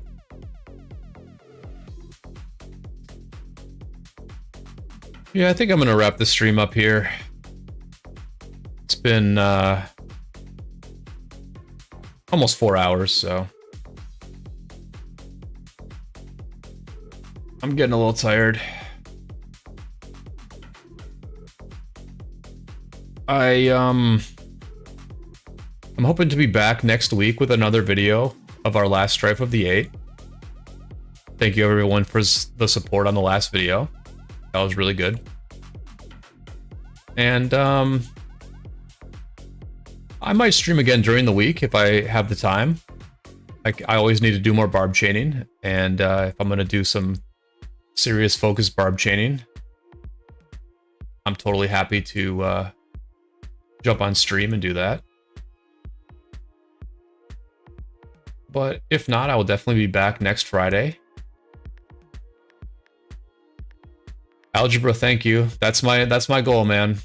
I just want to help others chain, even if like my chaining was not great. Hopefully, some of my teammates' chaining was very good. I'll definitely be back next Friday, and our KVK is coming up, right? Like the KVK is slowly going to happen. We probably won't fight for about 3 weeks, but we'll probably spectate some of the other fighting, and we will maybe do a little bit of our Osiris League coverage.